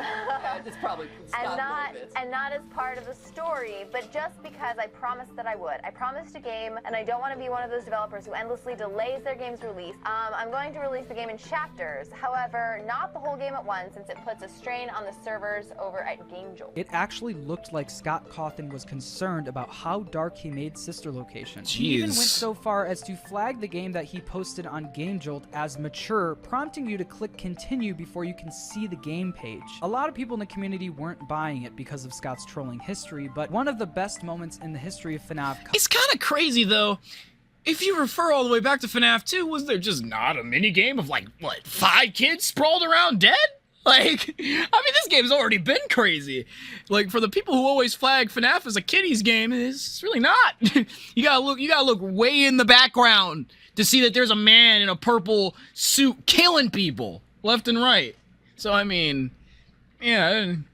This game was never child friendly. So, I mean, so this is legit. I mean, hell, what's right in front of you are killer animatronics that are trying to stuff you into a suit or just kill you outright. Okay. Like, this came from Scott. So I mean, let's do it. yeah, I wouldn't buy that either if I was there. Here it is.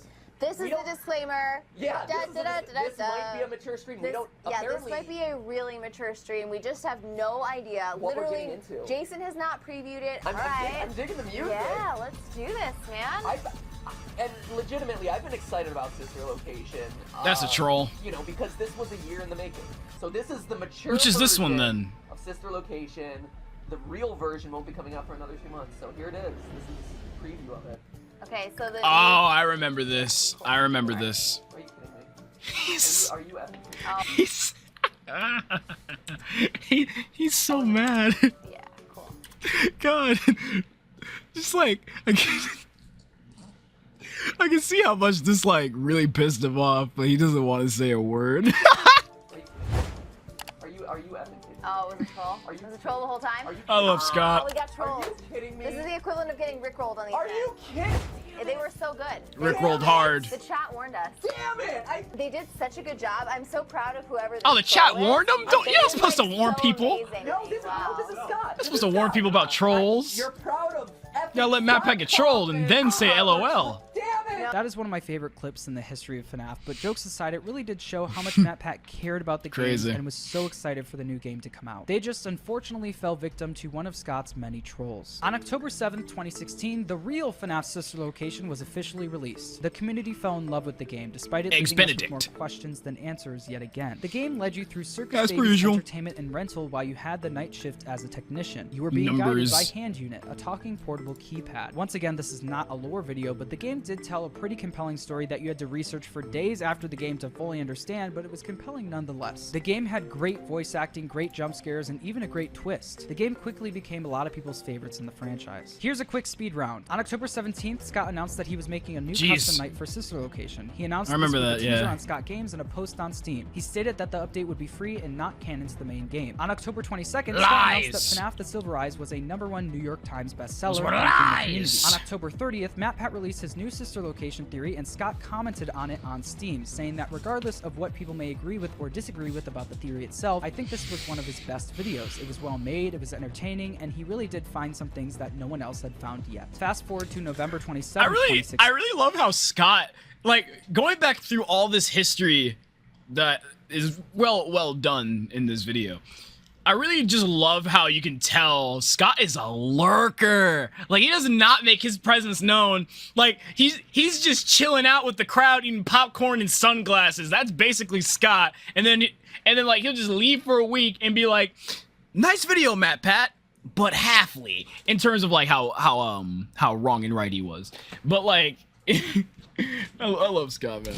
When we got crazy. a new teaser and release date for the sister Man is a location lurker. custom night. Natural born troller and lurker. December 1st, which was literally a few days away. Then on December 1st, the sister location's custom night arrived. The custom night was in the style of all the FNAF games that came before it, but of course it had its own special twists. The update wasn't as big of a deal as a mainline FNAF release, but people still seemed to really like the update. And as much as Scott said a good one. Oh my god, the mini if you got games. far enough in the game, you would unlock one of the most canon cutscenes in all of FNAF. 2017. On January 17th, 2017, Scott posted a new teaser on FNAFworld.com announcing that an iOS and Android port of the game was coming soon. FNAF World ended up releasing on Android for 1 day before it was pulled from the App Store. FNAF World I was just about to say, wasn't it canceled? iOS. The mobile port of FNAF World seemed to be a stripped I'm so mad I don't have the mobile port on my phone. Got a lot of backlash. Scott responded to someone on Reddit and said, "Guys, I'm sorry. I promise I will never touch this game again. I thought I was doing a good thing, but it was obviously a bad idea." After that, we would never receive any future news or updates about FNAF World ever again. After the release of Sister Location's custom night, the community still had the movie to look forward to. On January 31st, 2017, Scott posted an update about the FNAF movie on Steam, saying that the FNAF movie was met with several delays and roadblocks, and as a result, the movie was back at square one. This was not...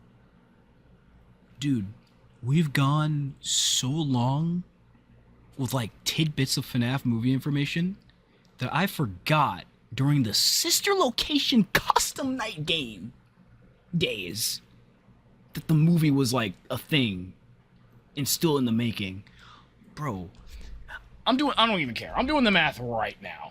I think this is like 2016, 2017?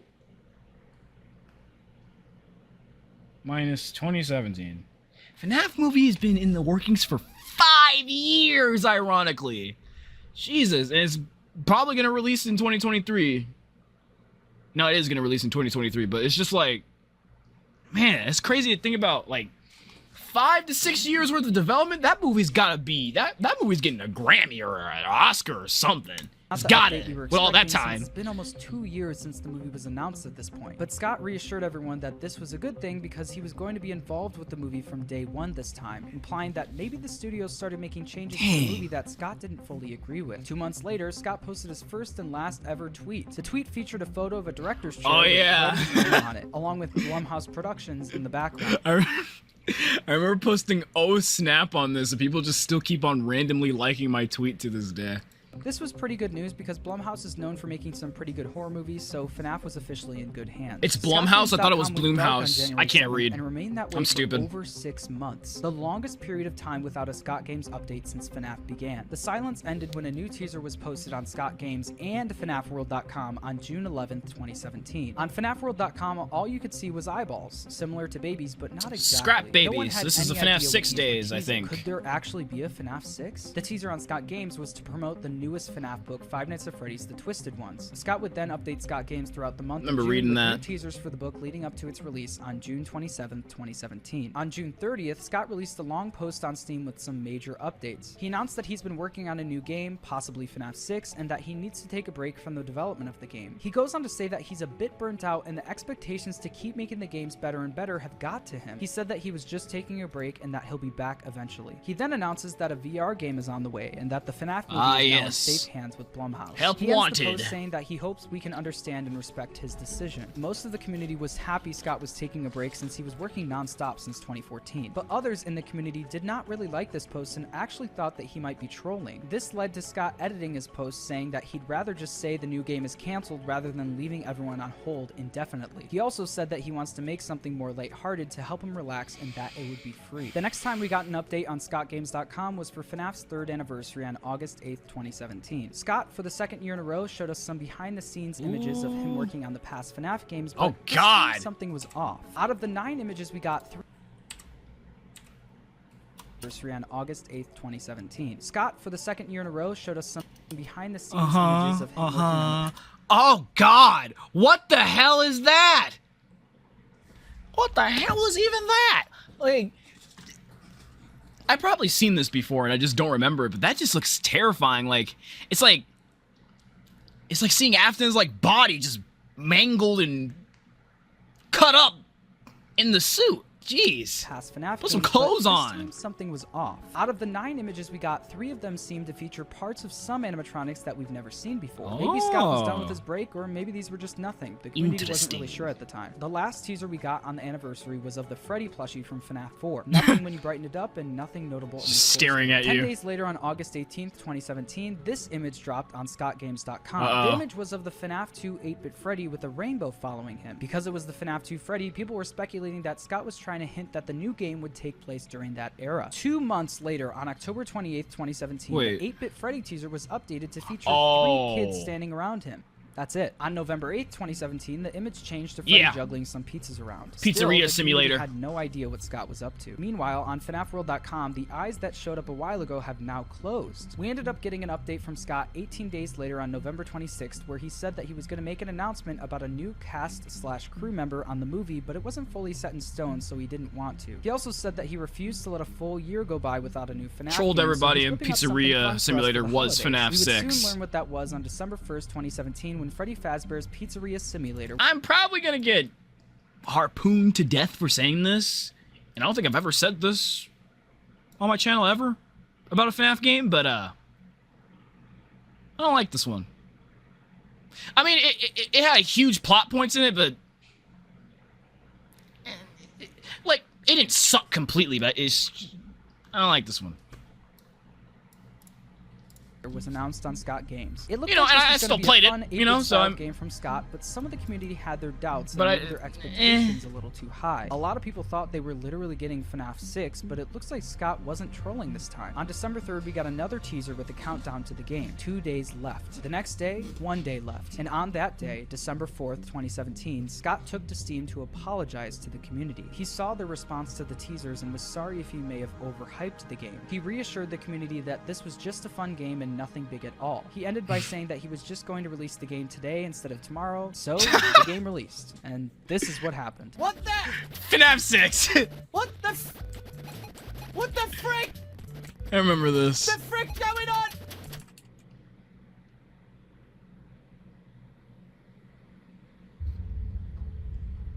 Welcome to FNAF 6, fuckers.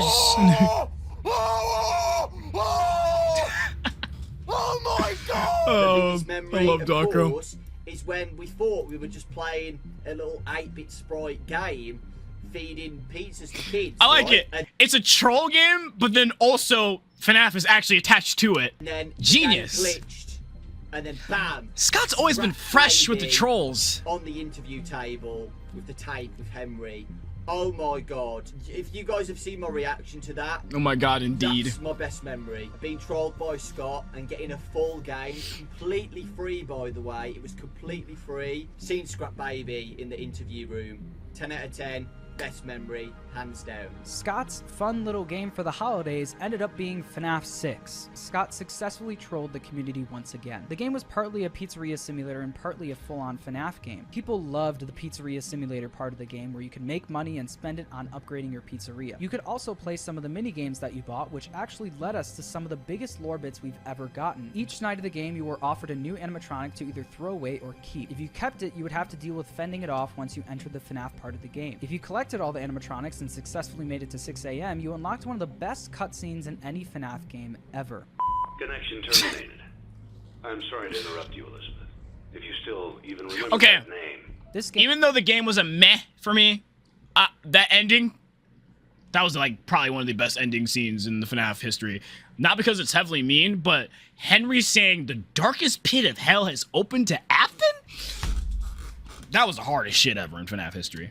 game was a joy. That was awesome. Base loved it, especially that ending. Finally seeing Purple The game Guy gave us a lot burn, of but then answers come to right the back lore, into which is this something that location. fans I mean, really had security been breach. wanting, but it also left a lot of questions on the table. But in Scott's own words, some things are best left forgotten for now. After the release of Pizzeria Simulator, we didn't really hear much from Scott until February 12th, 2018, when he announced that Chris Columbus would be writing, directing, and producing the FNAF movie. 4 days later, on February 16th, 2018, Scott gave another update on Steam titled Future of FNAF Games and Update Ideas. In the post, he said that he's had a lot of good opportunities come and go, mostly because he wanted to finish off the series himself. He was happy with the state of the franchise and how he ended Pizzeria Simulator, and announced that if there was going to be another major FNAF game, he wouldn't be the one making it. Some people say that this was the actual moment that Scott retired, but he wasn't done quite yet. He had ideas for an update to Pizzeria Simulator which featured an ultimate custom night with a lot more characters added to the game. The community responded well to this news, so he edited the post. And I know I just did a little face drop right there, but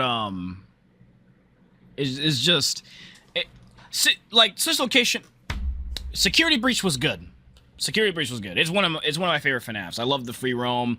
Like Steel Wool did a great job with it. It's just that I miss the days where Scott used to make games. So don't take my face drop when he said that as like me saying Steel Wool sucks or something like that. It's just I just miss Scott. That's all. Like you know, going back through all these years, it just makes you miss Scott in those days where he used to be like so close and trolling the community. Was saying he's going to begin work on Ultimate Custom Night and to keep an eye on Scott Games to see his progress. And boy, did he update Scott Games. A lot. 2 days later, on February 18th, 2018, Scott look at the updated Smash Scott Bros Games for the roster. First time with 40 blank boxes, which meant there were going to be 40 animatronics in Ultimate Custom Night. After this point, Scott uploaded over 65 new teasers to Scott Games in the span of 4 months. So I hope you'll forgive me for not going over every teaser and telling you the exact day that they released. Over time, the list grew to over 50 animatronics, with Scott updating a Steam post frequently with every animatronic and their exact gameplay mechanics. On May 10th, 2018, Darko uploaded a YouTube video to his channel. Nothing unusual there, he posts mostly every day, until you clicked on it. Oh my god, I remember this. Wait, do I? Yeah. Is this a message to Scott? I remember. Scott, I'm giving you 24 hours.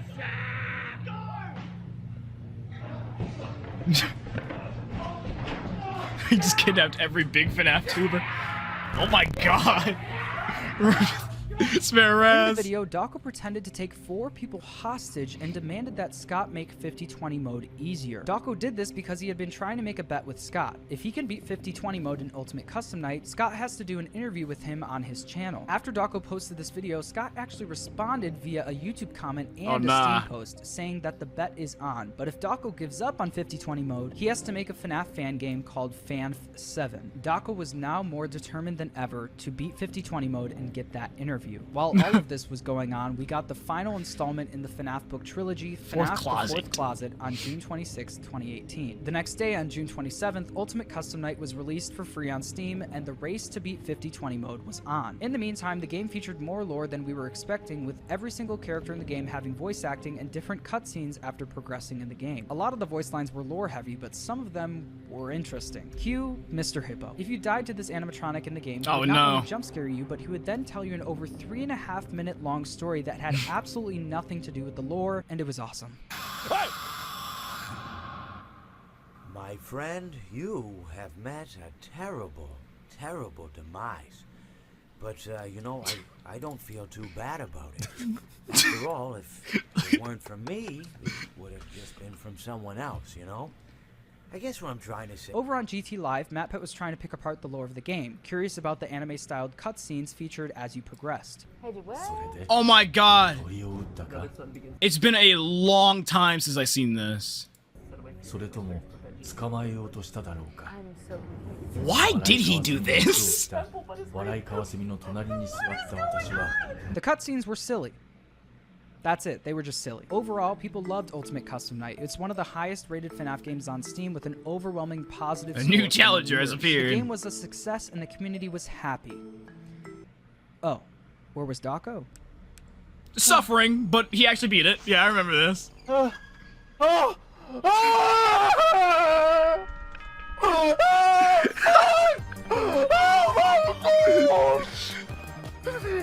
my god! I think I remember waking up one morning just to see this clip, Dawko just going absolutely ape shit on top. Yo, that man was wildin' when he beat that, bro. He actually cried. I love him. I love this guy. Ultimate Custom Night. Stress. I think you already know what my favourite memory is. Very stressful. Right. Dawko ended up beating 50. You can see the stress. You can see the stress still on his face. What my favourite memory is. Right. Look at that. That's stress. Dawko ended up beating 50-20. Oh man, it must have been so stressful. One of the biggest memes in the I feel bad for him, but he did it. Dawko officially won damn it, an he did interview it. with Scott Cawthon, the first and only audio interview that he would ever do. Dawko was surprisingly not the first one to complete 50-20 mode. A YouTuber by the name of Remery completed it a day before Dawko on July 8, Oh my god, I 2018, remember this. officially becoming, we think, the first ever person to beat 50-20 mode. Remery was then followed by Dawko on July 9th and DJ Sterf on July 10th. The community rallied together to try and get this done, with DJ uploading tutorials on how to more effectively beat 50-20. Seeing Dawko cross the finish line was one Very, of my favorite very memories smart from the man. entire series, though. Not too long before Ultimate Custom Night came out, Dawko was in the hospital with a collapsed lung, and I wanted to be sure that he didn't go back to the hospital, so I guess mission accomplished on that one. Previously, Dawko didn't have much of a history of finishing the hardest modes, and I mean, I've always seen him as more of the face of the franchise, and he's very personable, and he's great with the community, so yeah, the poster boy for Five Nights at Freddy's. He's kind of like a stress light type player by nature, but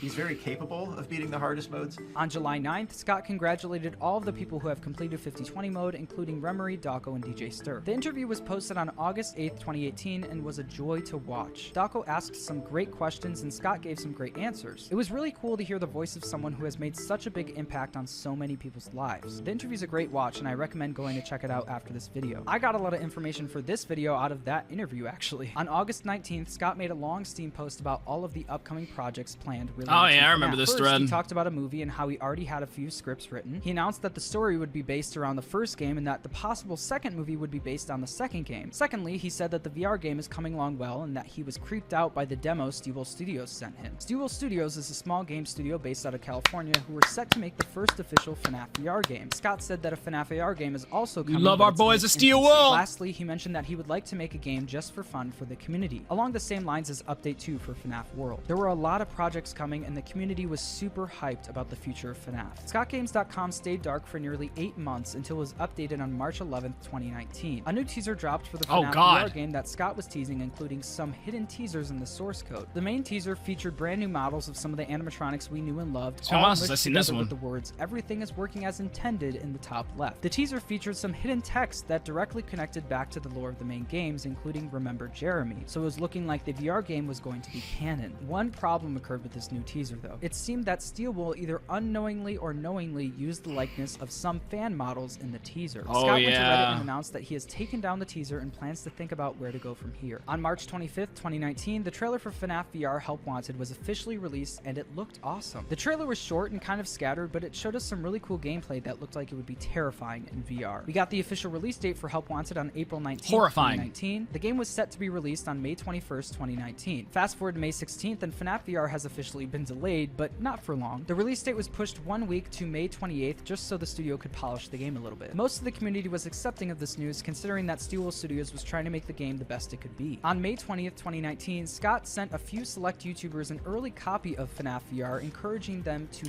Yeah, and I remember Steelwool. I didn't get one from Scott, but Steelwool sent me one.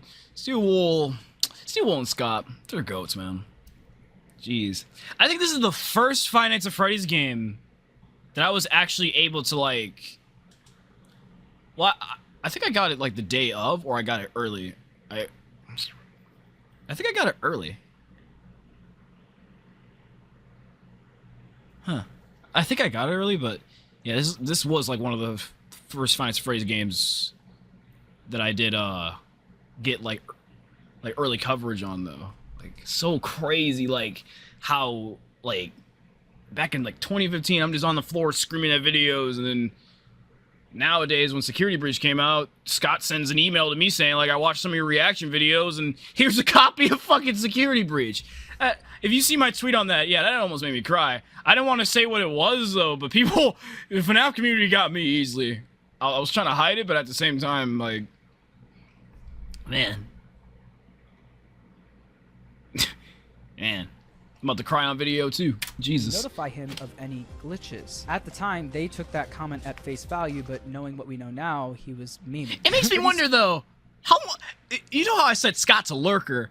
What videos did he watch from me though?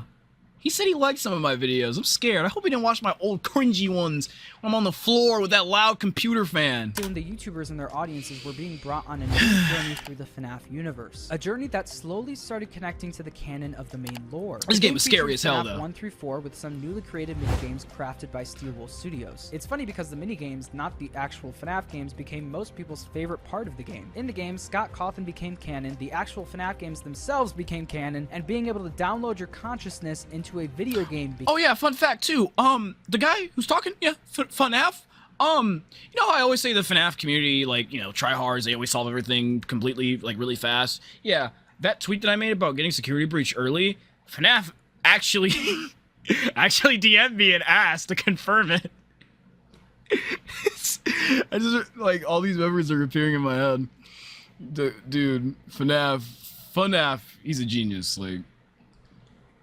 He's a genius. Yeah, don't look for answers from me in this video. The game introduced a new but familiar villain, Glitchtrap. Everyone caught me easily. Often the purple guy, but in digital form. The game eventually released to the public on May 28th, 2019, and even though it was a bit buggy at first, it ended up being a solid entry to the franchise. Steelwool Studios seemed to be the chosen ones to continue the FNAF lore. Next up was the day that started it all, the beginning of the end, or the beginning of what would be the current day. On FNAF's 5th anniversary, Scott released this teaser on Scott Games, we're a Security Breach. a brand new game that seemed to be set in a mall with brand new animatronics coming in 2020. This was really exciting news because other than the VR game, the community hasn't gotten a proper FNAF game since Pizzeria Simulator back in 2017. The same day, FNAFworld.com was updated with a new image as well, and it was the number 58. When you brighten the image, you could see some made-up quotes making fun of the idea of this new game, saying things like probably the worst idea he's ever had and stopped caring after Dream Theory. People started piecing together that in FNAF World Update 2 there was a minigame titled Freddy in Space 57, so it looked like we were getting a sequel to that game.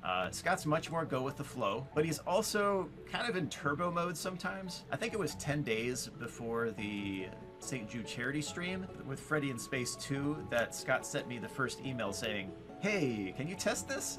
And I was like, yeah? And I was thinking, well, how much time? Like, it's going to be very, very, very fast. But the nice part was, with that one in particular, with Freddy in Space 2, it was right around Thanksgiving, and I had several days that I could take off, and I needed to take off of work. So I did, and I had a lot of time to devote to that. So it was a bunch of time in a big chunk there all at once, trying to get as many builds and cycles done as possible. I tested the N-1 build, and then when the stream was going on, and I saw the version number was one above the one that I tested, I was like, oh no, like, oh no. On September 13th, 2019, the first trailer for the AR game that Scott teased a Oh while my god, ago yeah, was released, Markiplier and wasn't it it? featured none other than Markiplier. I'm telling you, sometimes my brain turns off, like I told you in the middle of the video. But man, yeah, I remember when Markiplier was a part of the AR teaser. Markiplier was Holy now crap. canon to the FNAF universe. The teaser was awesome and people were really hyped about the game. On September 29th, 2019, FNAFworld.com was updated with... Oh god, I remember when people were sipping over Roxanne. FNAFworld.com was updated with the official announcement for Freddy in Space 2. On the same day, ScottGames.com was updated with a new teaser for Steelwool Studios' upcoming game. It was a closer look at what Freddy would look like in the game. There was nothing much to say about it except that it looked like the game was going to be 80s style. On October 11th, 2019, Steelwool Studios released the official trailer for some Help Wanted DLC. The DLC was Halloween themed and would be called Curse of Dreadbear. The trailer was short and mostly cinematic, but it looked to be a fun update. I don't think I've ever played Curse of Dreadbear. The community couldn't wait to see what Steelwool Studio had in store. Like I as know far as the important gameplay stuff in and it. The lore. 12 days later, on October 23rd, FNAF VR Curse of Dreadbear was I think it released. announced The Vanny. game was an instant hit. It looked like Steelwool took what people loved the most from Help Wanted and expanded on it in the DLC. The minigames were so creative and people really had a good time playing them. The game also expanded on the lore from Help Wanted. At the end of the Corn Maze minigame, we got to see a creepy bunny mask hidden in a cellar. You could then use this mask to unlock some secret dialogue at the prize counter. The dialogue hinted that someone was being controlled by Glitch Trap and was set to carry on the legacy that William started when he was fully alive. On November 5th, 2019, ScottGames.com was updated with the same Freddy teaser we saw before, but this time you could see the silhouette of the bunny mask lady we saw in Curse of Dreadbear. It looked like Steelwool Studios was setting up the next villain in the FNAF franchise. On November 16th, it was announced that MatPat was doing a big charity stream for St. Jude and it was going to feature Dawko, Markiplier, and some other cool creators. He didn't know it yet, but Dawko was being flown out to play Freddy in Space 2 with MatPat and Mark, but the game was going to be programmed where the farther you got in the game, the more money Scott would donate to the stream, and the cap was $500,000. The stream is going to be live on December 3rd, 2019. Fast forward 9 days to November 25th, 2019, and FNAF AR was officially released. FNAF AR brought some of the animatronics from FNAF home with you. And I'm sorry to say again, if there was a least favorite FNAF game that I had, that one, I don't like it. Yeah, I would say Pizza Simulator and AR are probably my least favorites. But like, there's a tier. There's a tier that is like the bottom, and that's where AR is at. I would say like Pizza Simulator is in like the mid to near where AR is at tier for me.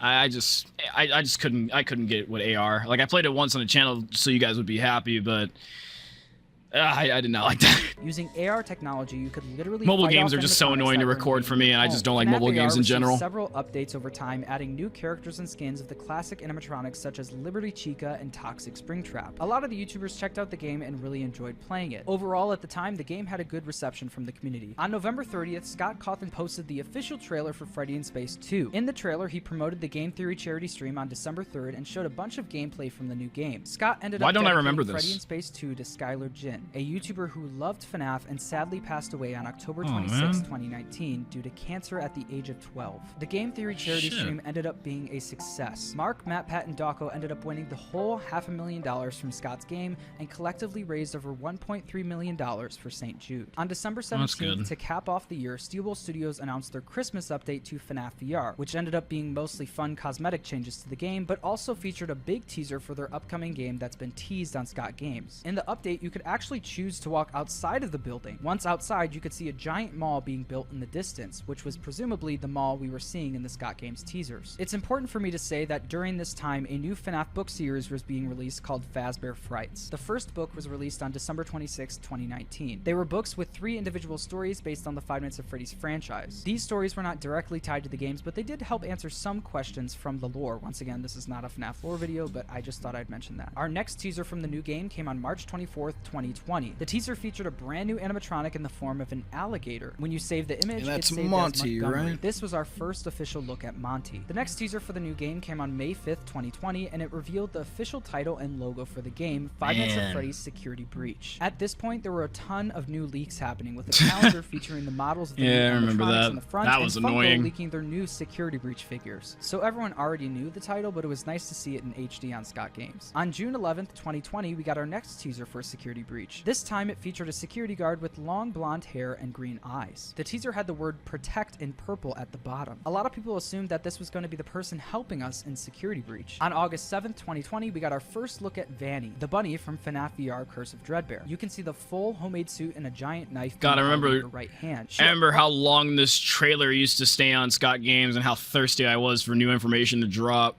I would check like every other week and it would just still be there, and I'd just be like, oh man, when's it coming? Also is surrounded by TVs, just like when Freddy was surrounded with TVs in the trailer for Help Wanted. The word obey is at the bottom of the teaser, which confirmed that this was the same person from Curse of Dreadbear. We got 2 more teasers for Security Breach the next day on FNAF's 6th anniversary. They were a similar style as the Freddy poster, but now with Roxanne and Chica. 14 days later, on August 21st, 2020, Scott Cawthon took to Reddit to announce something huge. In the Reddit post, he announced something called the Fazbear Fanverse Initiative. With this initiative, Scott was going to be personally funding a select... I'm sorry, I already know about the, Fazbear Initiative, obviously, but it's just, I just love seeing this line, bro. Five Nights at Candy's is the best FNAF fan game, I swear to God. It always just make my heart warm to see that Emil. I still don't know if I'm saying his name right after all these years. I always say Emil Mako. Tell me in the comments if I butchered it or not, but I always love seeing him on this list, bro, because it's just... FNAF is the best! Fan games, including One Night at Flumpty's, Five Nights at FNAF is Candy's, awesome. The Joy of Creation, Pop Goes, and a new game by FizzNom called FNAF Plus. This was an amazing moment for the community. I can't wait to play FNAF Plus. The creator of one of the most popular indie games ever is personally funding a handful of fan games and letting them be a part of the FNAF multiverse. This was unheard of and a very welcome surprise to the community. If you want to learn more about that, I have a video on my channel called Why You Should Be Excited About the Fazbear Fanverse. I recommend you go check it out. Then, on September 16th, 2020, the entirety of the FNAF community lost their mind when this trailer was shown during the PlayStation State of Play I remember that, man. I was going crazy. That's not FNAF. It's such a difficult day for No. Oh my god! Oh my god! Oh no! Man, Dawko's going crazy.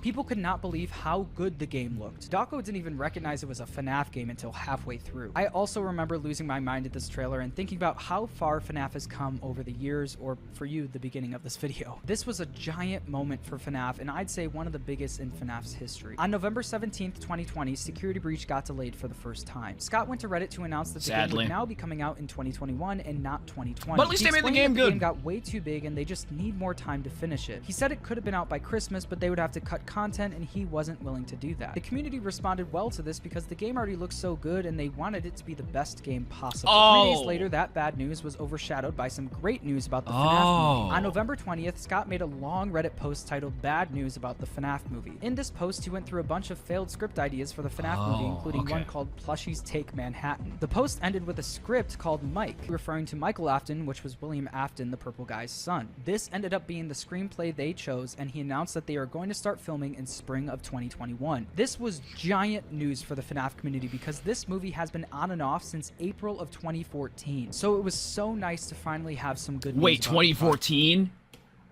Wait a minute. You remember how I did the math in the middle of the video and I thought that it's been 5 years that the FNAF movie's been a thing, but no, never mind. Minus 24. That movie has been in the makings for 8 damn years. That is crazy. In January of 2021, it was announced that Steelwool Studios... My original answer was 5, now it's 8. Oh my goodness. ...attending an NVIDIA event where they would show progress on Security Breach. This was a public event, but you would have to sign up for it in order to watch it. People were hyped to see some new content from the game despite it being delayed 2 months prior. The event happened on January 12, 2021, and it was in the style of a PlayStation State of Play event. The trailer featured some slow pans of some familiar and some new areas of the mall we haven't seen yet. A fair amount of the community was confused / unsatisfied with what we got. Some saying that the game was me nothing too. like what we got in the first teaser trailer. Scott saw this. I was only unsatisfied because it was just like panning shots of the game. I actually wanted to see like some type of gameplay at that time because we were just FNAF community was thirsting for some information. And went to Reddit to clarify that the new footage was meant to just be a tech demo showing off new parts of the mall and that an actual trailer 2 would be coming out in March. And the trailer actually came sooner than that, on February 25th, 2021, once again during the PlayStation State of Play. The trailer once again blew everyone away. I love also that the theme of Scott being bad with release dates is still a thing, so like I don't want to say it with certainty, but it's just kind of funny how if he came out like literally tomorrow saying like, hey, FNAF 1800 is coming out tomorrow. We're getting it today. You know, the day of the announcement. Showing us new gameplay and cinematic shots from the game. We got our first look at the 3D model. I'm so sad there's 6 minutes of this video left. I enjoyed our time together watching this video, the trailer reacting to it. With the hand of a mystery animatronic. 2021. Extremely similar to a nightmare animatronic, but not 100%. Some people thought that the hand might actually belong to William Afton, brought back from the dead and into his physical form once more. On April 28th, 2021, Scott once again went to Reddit to announce that Security Breach was being delayed. He said the game would be moved from early 2021 to late 2021 and explained that it would be worth it. Scott went on to say, I know it's disappointing, but I didn't want you all to walk away empty-handed, so I made something for the community, with a link to a game called I was talking about this game earlier. Rage. The main gameplay was basically a FNAF Street Fighter game featuring the main 4 animatronics from Security Breach and some weird enemies, some that we've seen from FNAF AR and some brand new. The community loved this game from Scott and couldn't wait for Security Breach because it was looking to be the biggest FNAF game yet. In June 2021, after some information about Scott's political donations went viral on Twitter, he decided it was best for him to officially retire from game development. In his final Scott Games update, he announced that someone else would be taking up the mantle for him in the future and that he wanted to go back to make... Fun fact, I still have this page on my phone, but it's like not refreshed. So like I can just like go on my phone and see Scott's final Scott Games message. And then it's just like watching this whole video and all this stuff. It just really makes me miss the days where you just go on Scott Games, refreshing it, and wondering like, oh, is there gonna be some type of new teaser? Is there some new information happening? But when all that stuff happened, he retired. It just makes you sad. Making games for his kids and taking care of his family. On FNAF's 7th anniversary, August 8th, at least he gets to spend more time with his family, though. Artwork from Steelwool Studios, Daco's brand Hex announcing that they were making their own FNAF plushies. Go buy them! Got a 13 Go buy those! Go buy those Hex plushies! They sent me some for free, and I feel bad to not tell you guys to go buy them. They're really good plushies. They're good quality. They're all magnetic, too. Short film for FNAF Plus, one of the games in the Fazbear Fanverse initiative. They're good people and they're good plushies. Cinematic look at what we'll be getting in the FNAF 1 remake / reimagining. On September 1st, 2021, that's the day before my birthday. Tweeted that their website was down and that it'd be back up soon. Once it was back up, a link to a separate website called securitybreachtv.com was added. The website looked to be the new hub for FNAF Security Breach teasers, featuring a FNAF-styled office with I a remember this giant screen website. in the middle. 6 days later, on September 7th, 2021, sorry, my brain shut off again. securitybreachtv.com updated and now featured a video that you could activate by pushing the Freddy and Friends on tour. The video was a Hanna-Barbera themed cartoon featuring Freddy, Bonnie, Chica, and It needs to be a thing though. Like they need to actually make this. Foxy. The cartoon showed the characters going on a road trip in a pizza delivery service van, only to be confronted by Foxy along the way. Foxy ends up getting revealed to be an animatronic, while the other characters are in shock. The video ends with a slithering thing going across the screen and a small teaser for a release date below the Security Breach logo. Security Breach's marketing was now in full swing. Steelwool would release 3 more of these videos over the next 6 weeks, each teasing a new character in the upcoming game. These videos Why can I not remember when final trailer being revealed. I keep on calling this game Sister Location.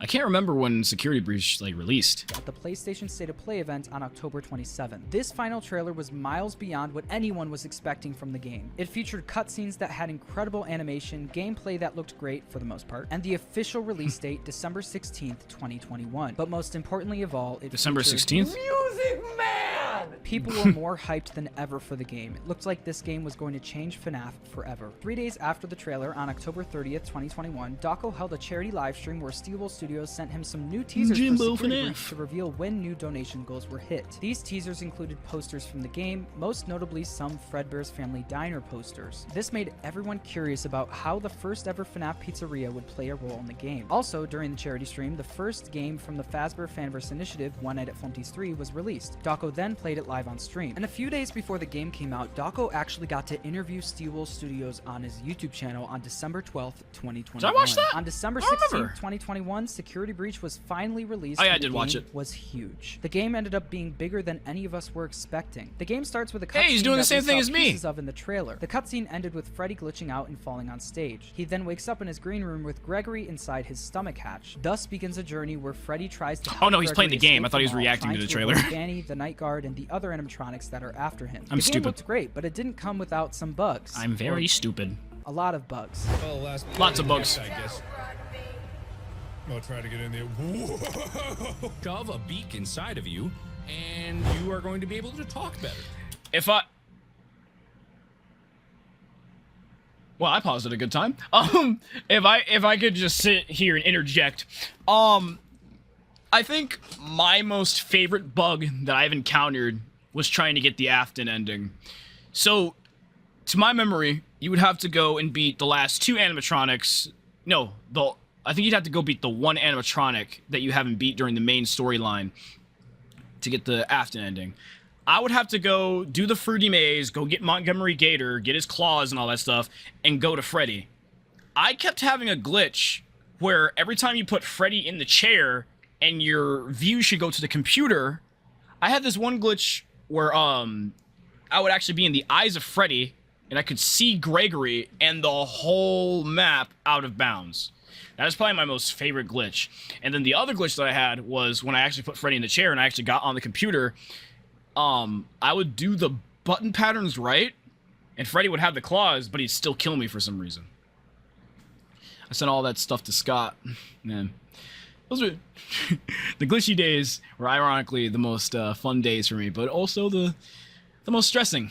I'm building up stress just remembering how many times I had to get that end, or how many times I had to attempt to get that ending. Grr. But still a good game, Security Breach. I love the free roam. Okay, look at that. Oh God, I'm getting flashbacks already. What? Don't even show me the While capsule. The game did come with some bugs, What the heck just happened?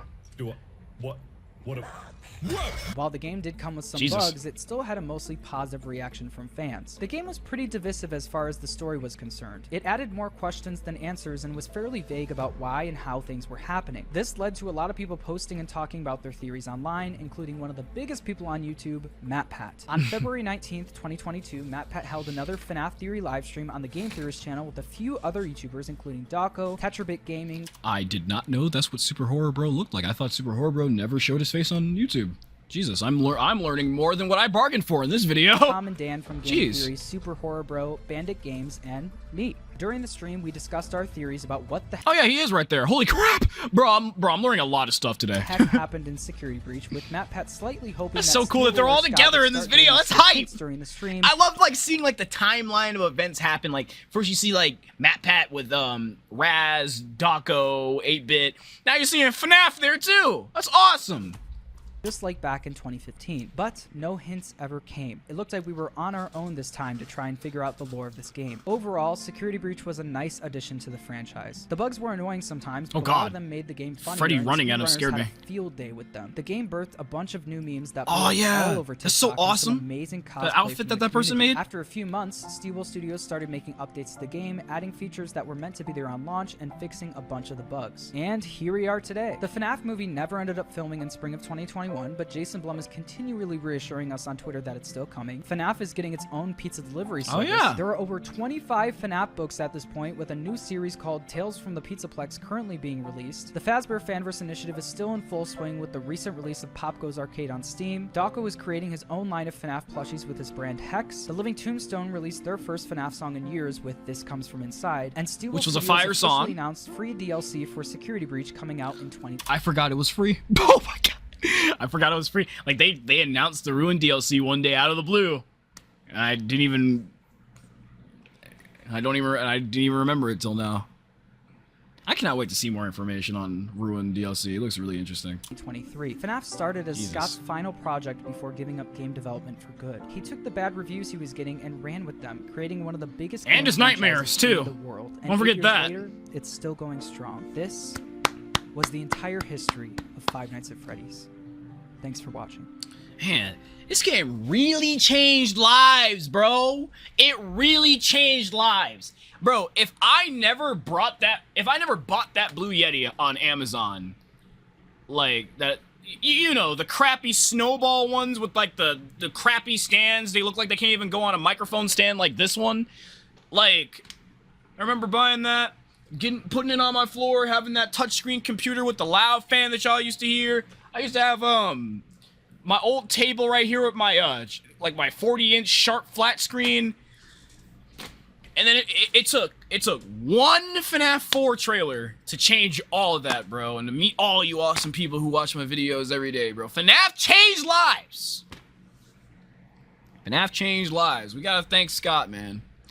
And then it's just crazy, like, years later of just reacting to all of your animations, seeing all of your reaction requests, and playing all these scary games, Scott actually noticed my channel. Bro, it's been a long adventure. And all I can really say to that is, thank you, Scott. Thank you, Five Nights at Freddy's. The game is fire. The games are fire. If you have not tried Five Nights at Freddy's, you definitely need to. Oh my goodness. And thanks to Markiplier, thanks to all the big YouTubers helping out, and you know, Markiplier, Corey, everybody in this description, like, just thank all of y'all for making the series, like, get the fire it needed to just go out for 8 years, you know? And I don't mean for the fire to go out, I mean, like, for the fire to just keep on going for, like, 8 years straight, and now, it's just crazy where FNAF has taken all of us. And I just cannot wait to see what this Ruin DLC is going to do, what this movie's going to be like, what the next book is going to be like, because I need to hurry up and read these books. And yeah. I think that's pretty much it. If you guys have a favorite memory of Five Nights at Freddy's, make sure you guys comment that down below. Tell me your favorite Five Nights at Freddy's YouTubers. Tell me your favorite anything about Five Nights at Freddy's. Put all kinds of Five Nights at Freddy's reaction requests, anything in the comments down below. All right, I'll see you awesome kisters later. Peace out.